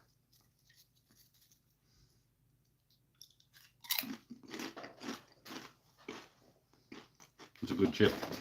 And it's a pretty good dip. A little bit too much garlic plus. But I really liked your video on getting sober.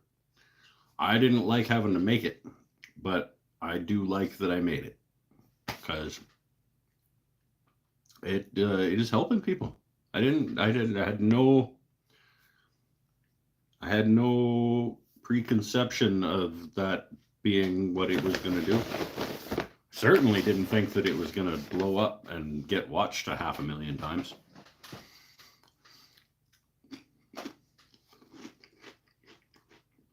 And spend 6 months making an electric guitar.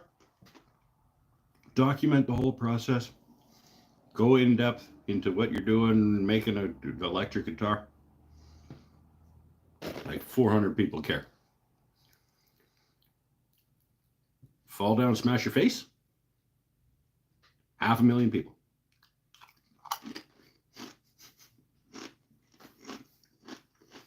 YouTube is stupid.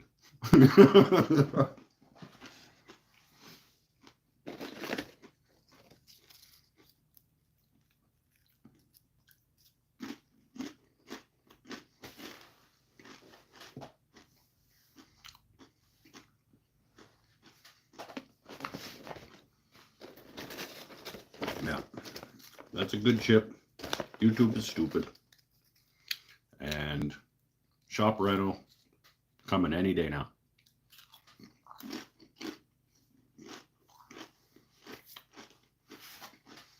How many months? 3 months tomorrow. My last drink was on August 10th. I fell down and hit my face on August 3rd. A week later, well, 3 days later, I put that video up. 4 days after that, I finished the 3, I think, beer that were left over from that night that I fell down and hit my face. I had like 3 beer left over from that night in my fridge, and I drank those on the 10th of August.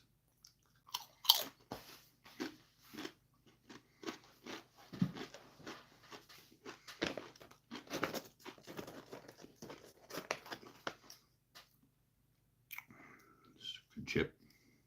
These are going to be a problem because they sell it in a giant bag and I'm going to eat it. Probably not as big a problem as the peanut butter pretzel bites. I go through those because I'm not good at eating. We've talked about that, right? The peanut butter pretzel bites, I make a special trip. Our Costco is like a half-hour drive down the highway.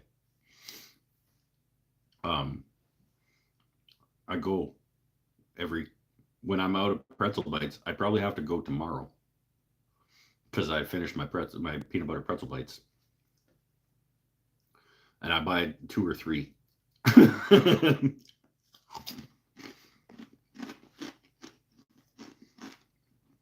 Oh. Dendrita says that's why you don't cut the whole top off. Huh. Huh. But I got the little bag clip things. I can just like roll it over and reseal it. I don't know if I'm gonna, but I can.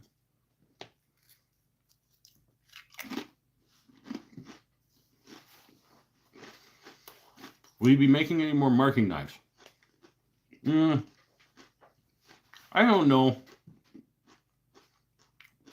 I don't feel like the demand's there. I mean, maybe there is now that I have twice as many subscribers as I did before. I still have a few of the first batch.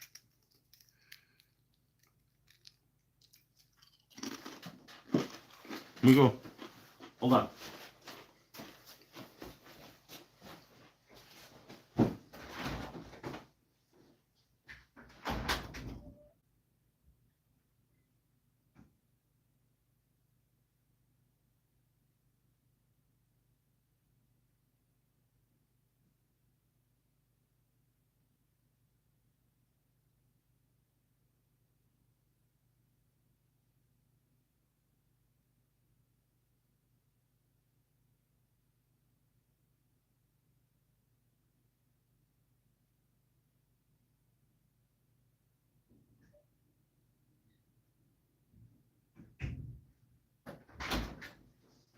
Yeah, obviously the demand wasn't there because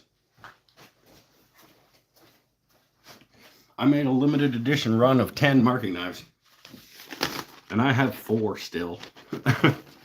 I have number 3, 4, 5, and 8. Still of my Mike's Wooden Things and Stuff marking knives. Double dyed, stabilized maple burl. Yellow cedar burl. I don't know, Paul left. I don't know where I don't remember. But purple green, double dyed, stabilized. Eric's got 7. Eric's got number 7. Maybe that was number 3. Oh, number 8 is Cocobolo. That's a slick looking marking knife. I should keep one of the Cocobolo ones. I only made 2 of the Cocobolo ones.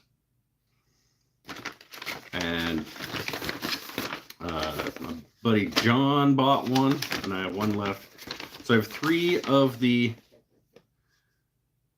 double dyed stabilized burl ones and 1 of the Cocobolo. So yeah, I probably won't make another run of marking knives. I made 10 and it took me 2 years to sell them. So I'm not going to be in a big hurry.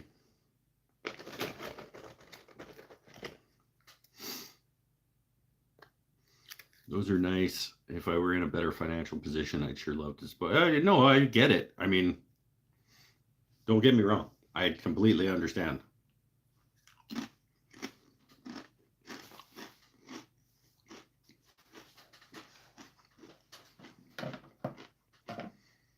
I mean,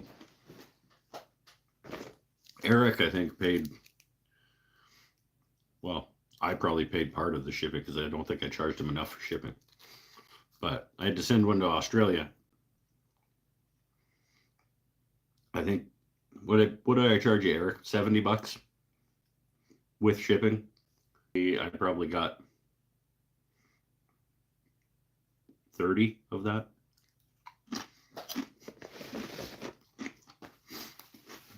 Probably 75. So I charged you 20 because they were $50 each, I think.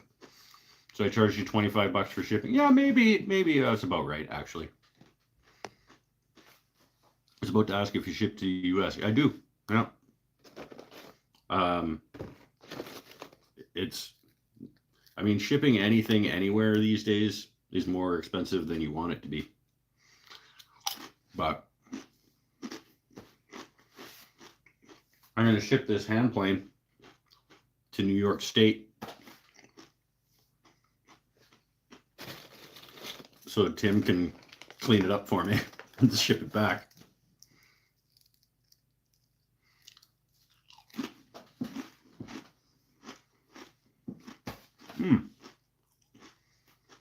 I got to put a pen in the box for him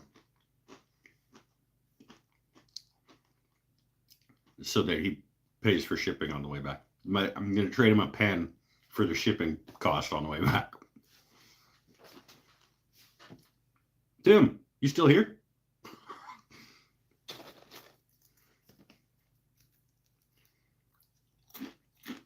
I have another question.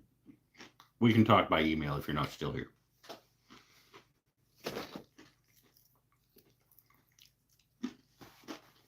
I'm just thinking, I got one. Nope, it's not one of those. It's a egg beater drill.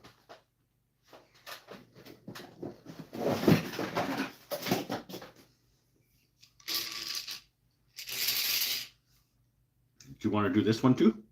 I'll put it in the box with it because it's just a little bit, and it doesn't have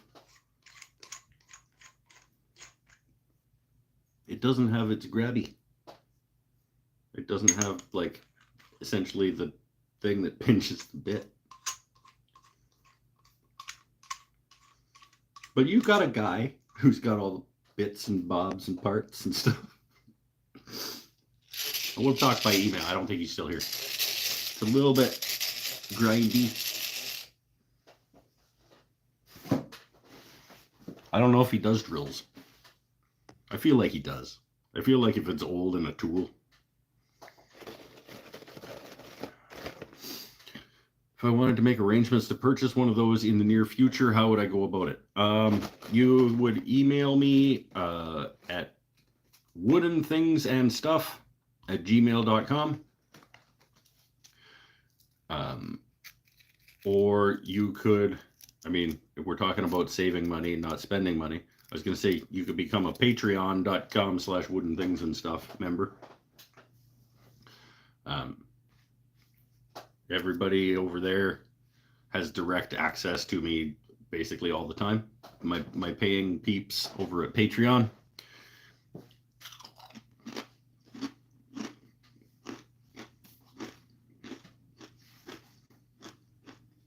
But yeah, email is a good place. I should put a sign after the shop reno. I'm gonna put something up in behind me that has like my links. Oh, my 742 alarm. It'll have like my email address and like my Patreon page and stuff like that on a little placard. You're talking about you? Yes, I do drills also. I might put a drill in there. Might put my little egg beater guy in there for you to have a look at too. Laser cut a nice sign. Maybe I'll do handheld router lettering. Be like, I don't need no laser.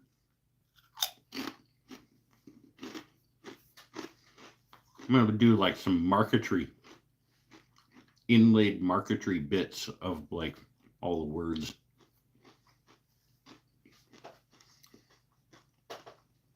That's fine. Okay. I mean, if I'm shipping something anyway, I think that it's gonna cost, I don't know, $50 or something to send it to you. If I put the drill in there, it'll probably cost like $55. So I might as well get them both done.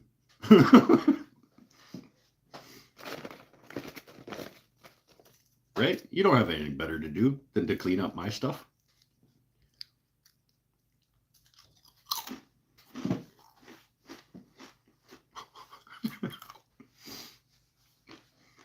Pretty sure.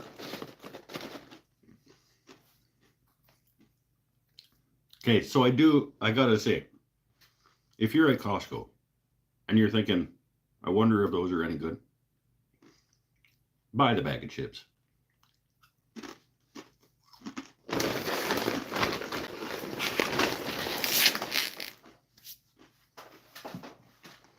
It'll be fun to do. See, I love that there are people like you who think that that's fun. Because honestly, I don't think that that's fun. I love that people find it fun because it takes tools and puts them back into use.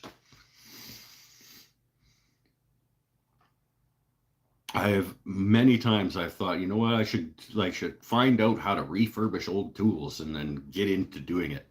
I just don't want to.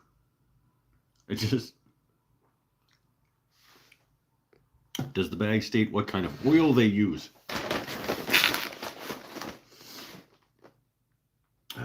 Non-GMO, gluten-free, craft cooked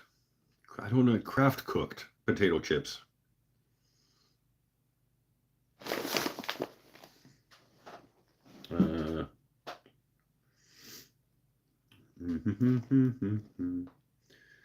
Not a product of genetic engineering. Genetic free. Consumers with food allergies or food sensitivities, please read the ingredients. And yeah, you would think that they would. If they are sensitive to things, they probably do that anyway.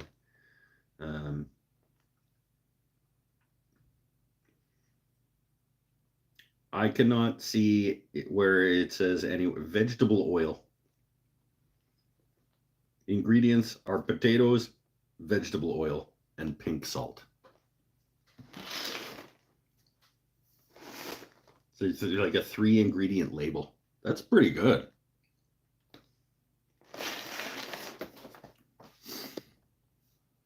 purposely don't buy chips at Costco because I will eat them way too fast. You know what you should not do then, Sean? Definitely don't get the peanut butter filled pretzel bites.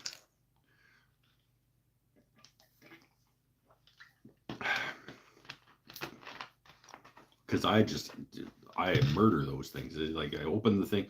I could probably eat, no, I was going to say I could probably eat one of those between here and Costco. I get an extra one just for the drive home, but I couldn't. That's a lot. But that's how they go in. They just go in one after another. Like with this thing when I'm driving, it just kind of like lives going back and forth to my mouth. That's what the pretzels do when they're opening in front of me.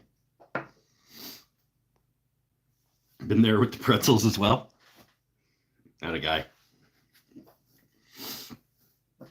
Yeah, those are good. I might have to go tomorrow. I might go to Costco tomorrow. No, that's a wasted trip. Well, it's not a wasted trip. But if I wait until Tuesday, I can go to Costco and I can go to my wood shop.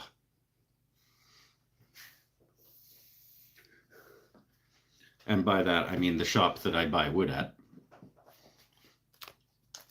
And turning stuff.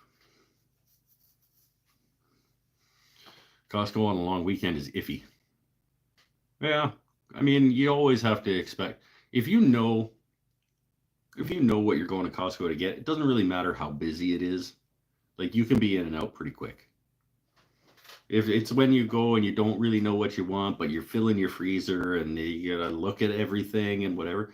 If you're going into Costco to get peanut butter pretzels and kettle chips and a frozen lasagna and the stuffed chicken breasts with the cranberry brie stuffed chicken breasts.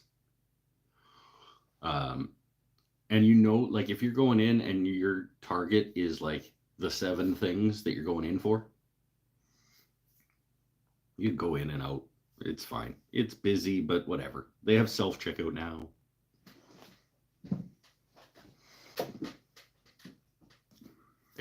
Yeah. And then you stop at the cafeteria and you get a poutine. And you sit down and you eat your poutine, and then you show your tag to the guy at the door and you go.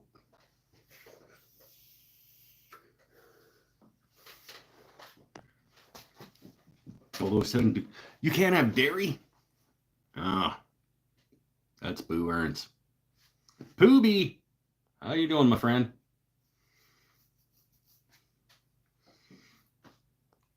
Vineyard Farmhouse doesn't even have a Costco. You got one somewhere.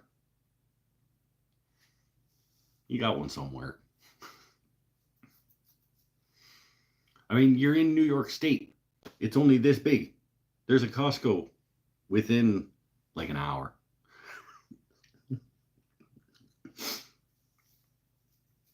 We already established that you guys exaggerate how big your states are.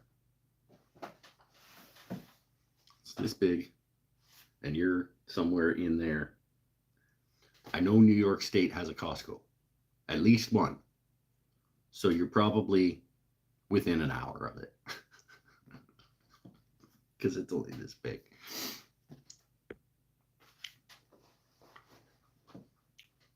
Vineyard isn't in New York?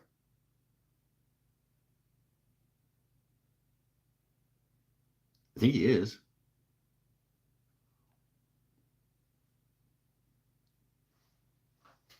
Isn't he? Why did I think that you... Ryan, where are you? I thought you were in New York.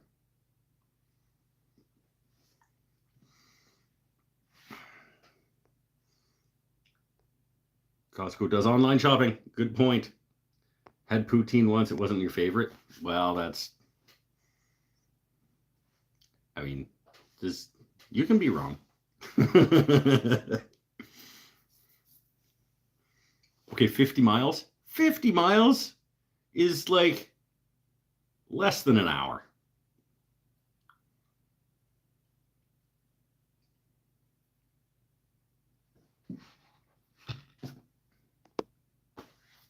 I can't believe I was being hilarious and I ended up being right.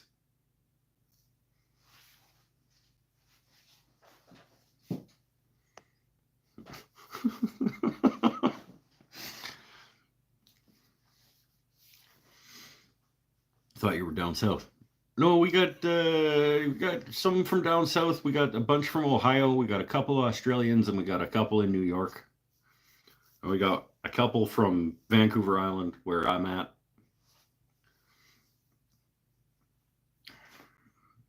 Not all poutine is the same. This is a good point, Matt. This is a very good point. Um, a lot of people do poutine, and I'm not that picky when it comes to poutine. Like, yes, should be cheese curds, should be fresh cheese curds that go on under the gravy. If I don't have any cheese curds and I don't feel like going to get some, I will shred up whatever cheese is in the fridge. And I will just shred it and throw it on top of the fries and put gravy on it. It's poutine-ish. It's fine. But yes, not all poutine is created equal. The best poutine comes from minor league hockey rinks in Quebec. Probably true.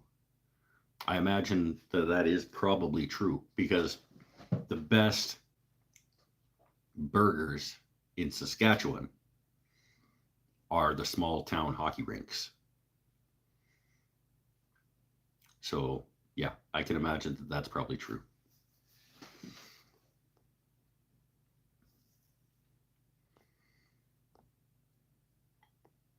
If you like gravy fries, just picture putting cheese in between the fries and the gravy and then having it get all melty and gooey and awesomer. It makes it awesomer.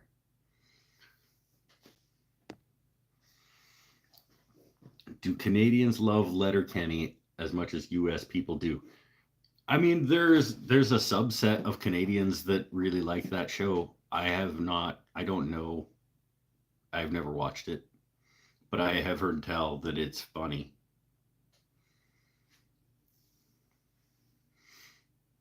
And yeah, there are the people who love it really love it.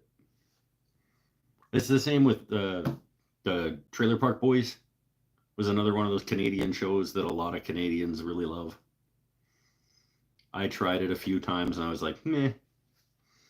But I did love Corner Gas. But I loved Corner Gas because it was about rural Saskatchewan and I grew up in rural Saskatchewan. So good rink poutine is something I miss now that I can't have cheese. Yeah, I imagine that the rink here probably makes a pretty good food. Most rinks make pretty good fry-based food, like French fry-based food, like their chili fries, their cheese fries, whatever.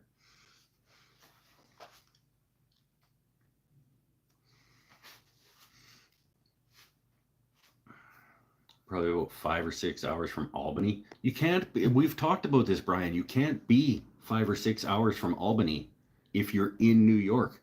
New York is only this big, and it cannot take you 5 or 6 hours to get across it.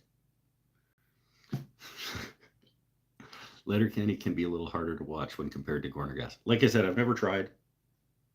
I I don't watch a lot of TV in general. If so,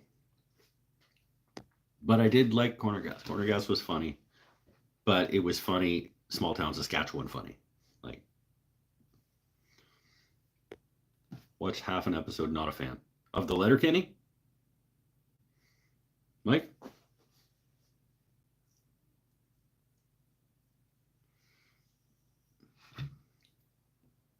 yeah, okay. Canada has so many bands I love too. Frontline Assembly, 3 Inches of Blood, Voivod, never heard of them. Strapping Young Lad, Nickelback. Yeah, Nickelback for sure. That we're very proud of the Nickelback. The Beebs. Um,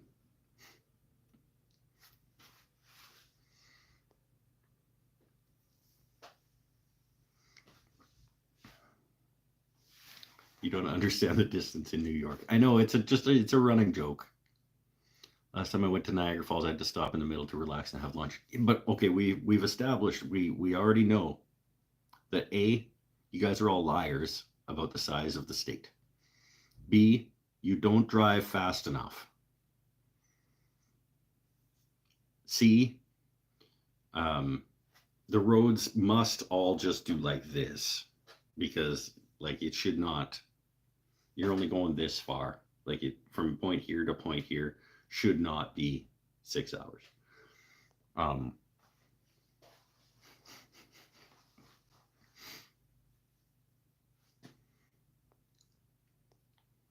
it's just a joke. It's just a funny, but it's also 100% accurate.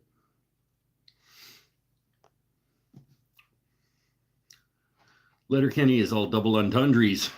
Yeah, I guess. I don't know. Like I said, the people who love it really love it. I never tried, so I don't have a frame of reference.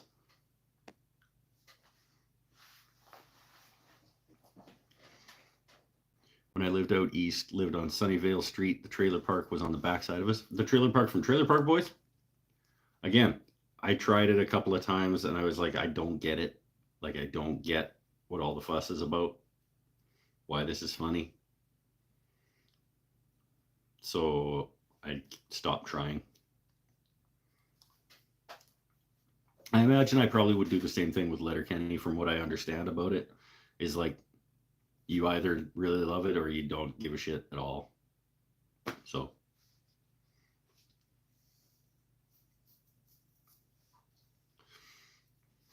got through the first season of Trailer Park Boys. Kind of want to watch the movies, but haven't got around to it. Like I said, I don't. Nah, it's not for me.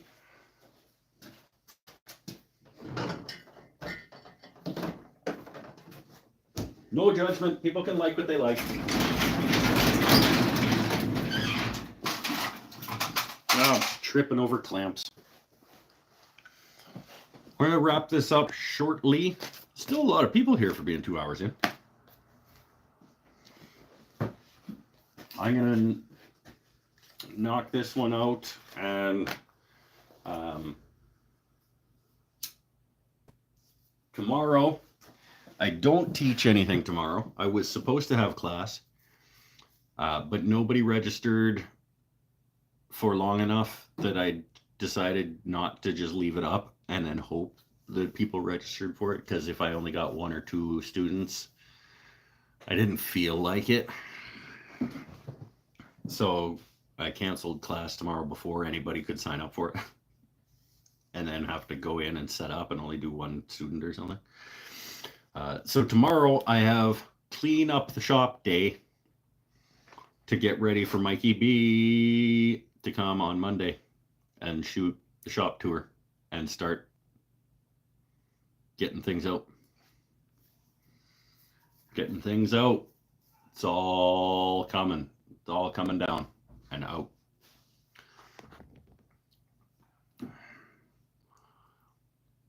Do Canadians have bad feelings about their truck drivers after the protest a few years ago, or did most people support that?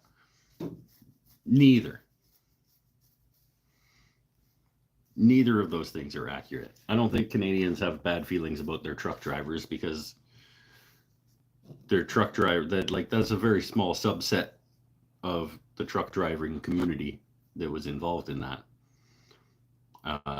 And no, most people did not support that. It's a very small percentage of our population had.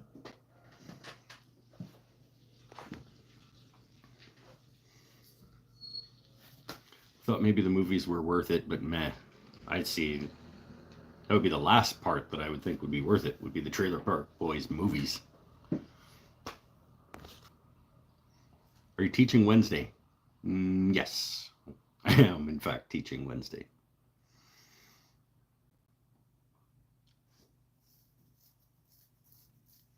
I teach I don't have it. Northern Lights. Doing another Northern Lights paint class on Wednesday. That'll be the 3rd time, I think, that I've done that particular painting as a class. And it's full up. I got a 12 pack of people taking that class.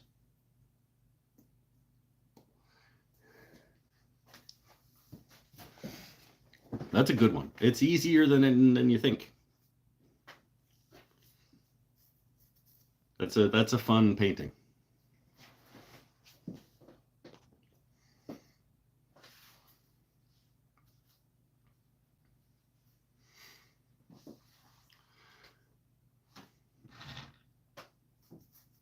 I have to do another one first before the class, though, because we sold all of the ones that we had. We did a fundraiser auction for our kids' art fund, which like goes towards kids who can't afford classes to take classes and stuff. And every now and then we do a clear out of all of our old paintings and stuff from classes mainly. And we had like 4 or 5 of that painting, and they all sold in that various auction situation. So I got to make another one as the sample for us to follow along with. And then I'll do another one that night. So we'll have 2.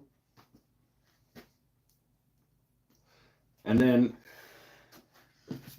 we'll put it up on the wall as an example of one of the classes that we do. And somebody will come in and say like, "Ooh, how much is that?" And Natty will sell it. Instead of having it on the wall as an example of the classes.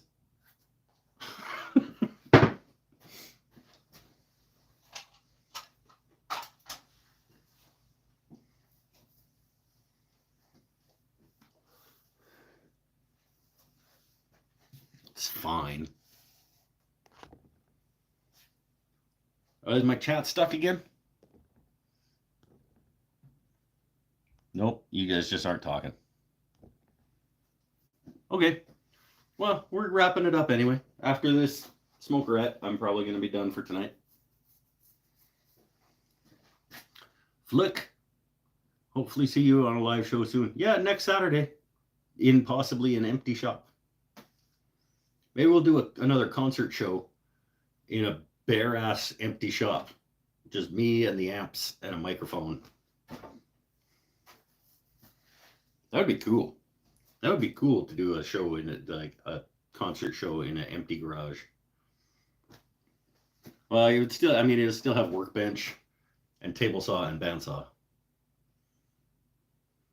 So not an empty shop, I guess.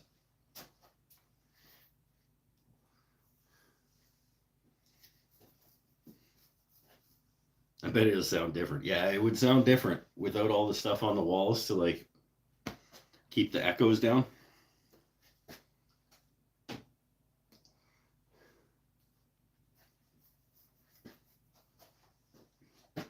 Definitely do it. Well, we'll see. It's not like I'm going to be having anything to make. I'm not going to be able to make anything. Sorry, I'd chat more, but usually hands are busy fixing or sorting or wrenching or whatever. Yeah, he's got little toy trucks. He's playing with his toy trucks. And they have little tiny little bolts.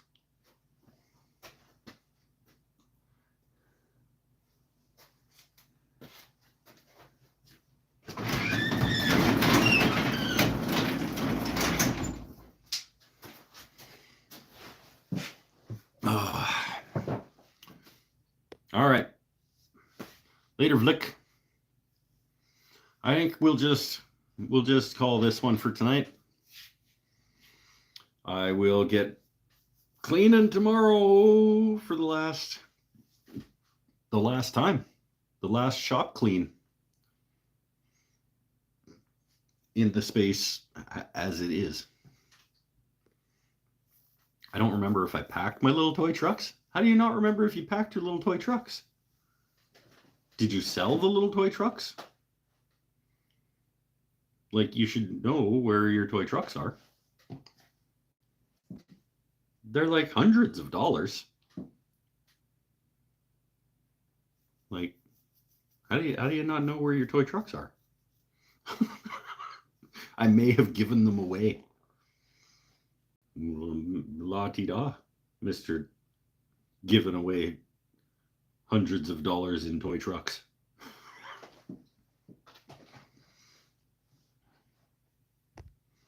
Sean, didn't you say at one point that you have a cello?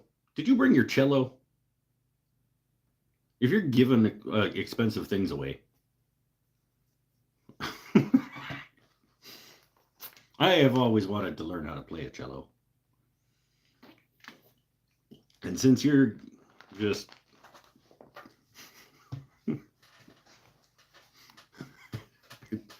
plan to give them to the kids,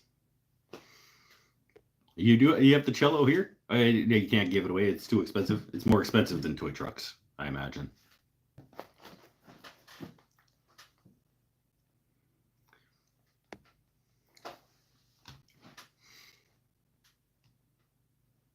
I don't know if I can afford a cello. I probably can't. No, I know that I can't afford a cello. That's why I don't have a cello.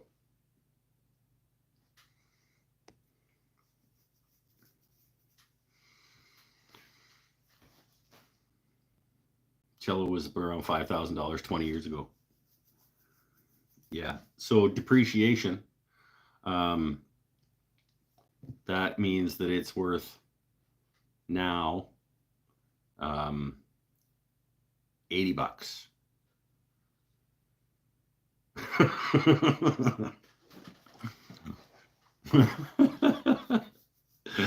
uh, do you play it anymore? Like, why do you have a cello you don't play? Why don't you play it? Play the cello.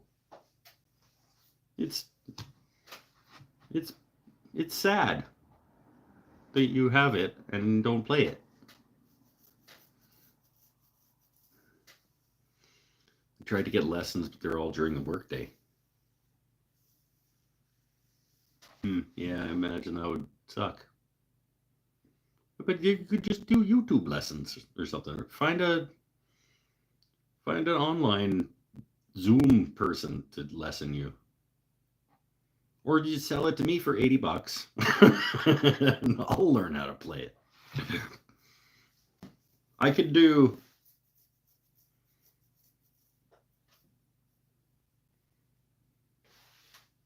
no. I can't justify what I would have to what I would feel. I can't come up with the amount of money that I would feel comfortable paying you for it.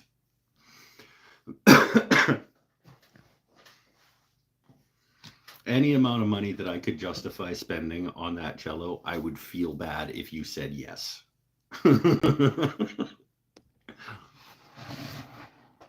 Quickly devolved into one of the I have too many expensive hobbies that I stopped after a year. I tried to donate it to a music school here, and they want me to do all this paperwork to give it away. If you want to give it away,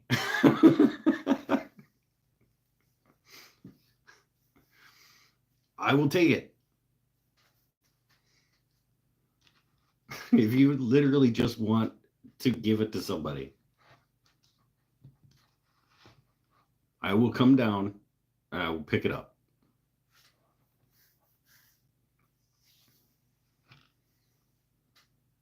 And we'll go have lunch and we'll go to Lee Valley.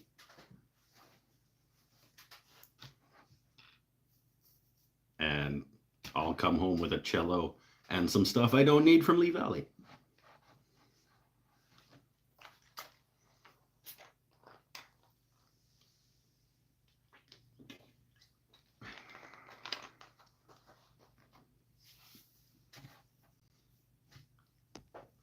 I'll have to see how I feel once I have a house. Yeah, there you go.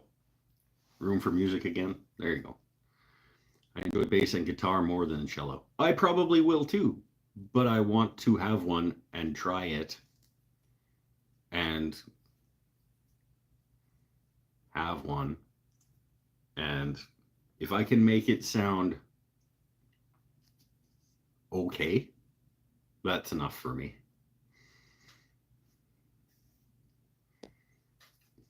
I'm equally bad at all three. Well, at least you're equally good at all three too, though. Right? See, it's all in the phrasing, my friend. It's all in the attitude. You're just as good at bass as you are at guitar.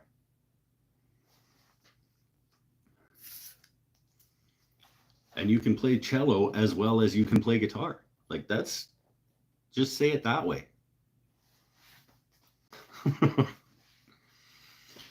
Okay, 2.5-ish hours. We're good. It being a fretless instrument, it's interesting to learn where the notes are. Well, they're up here. I know what you mean. That would be weird. Okay. Stay happy, stay healthy, stay safe, everybody. I'm going to do one more shop clean tomorrow. Shop tour video on Monday. Stuff is heading out the door on Monday. And we'll see you next Saturday night in possibly a mostly empty shop. Bye for now.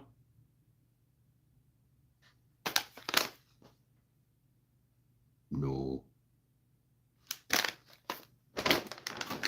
Yes.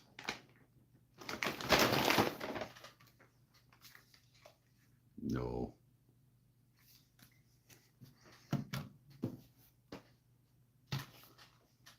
Yes.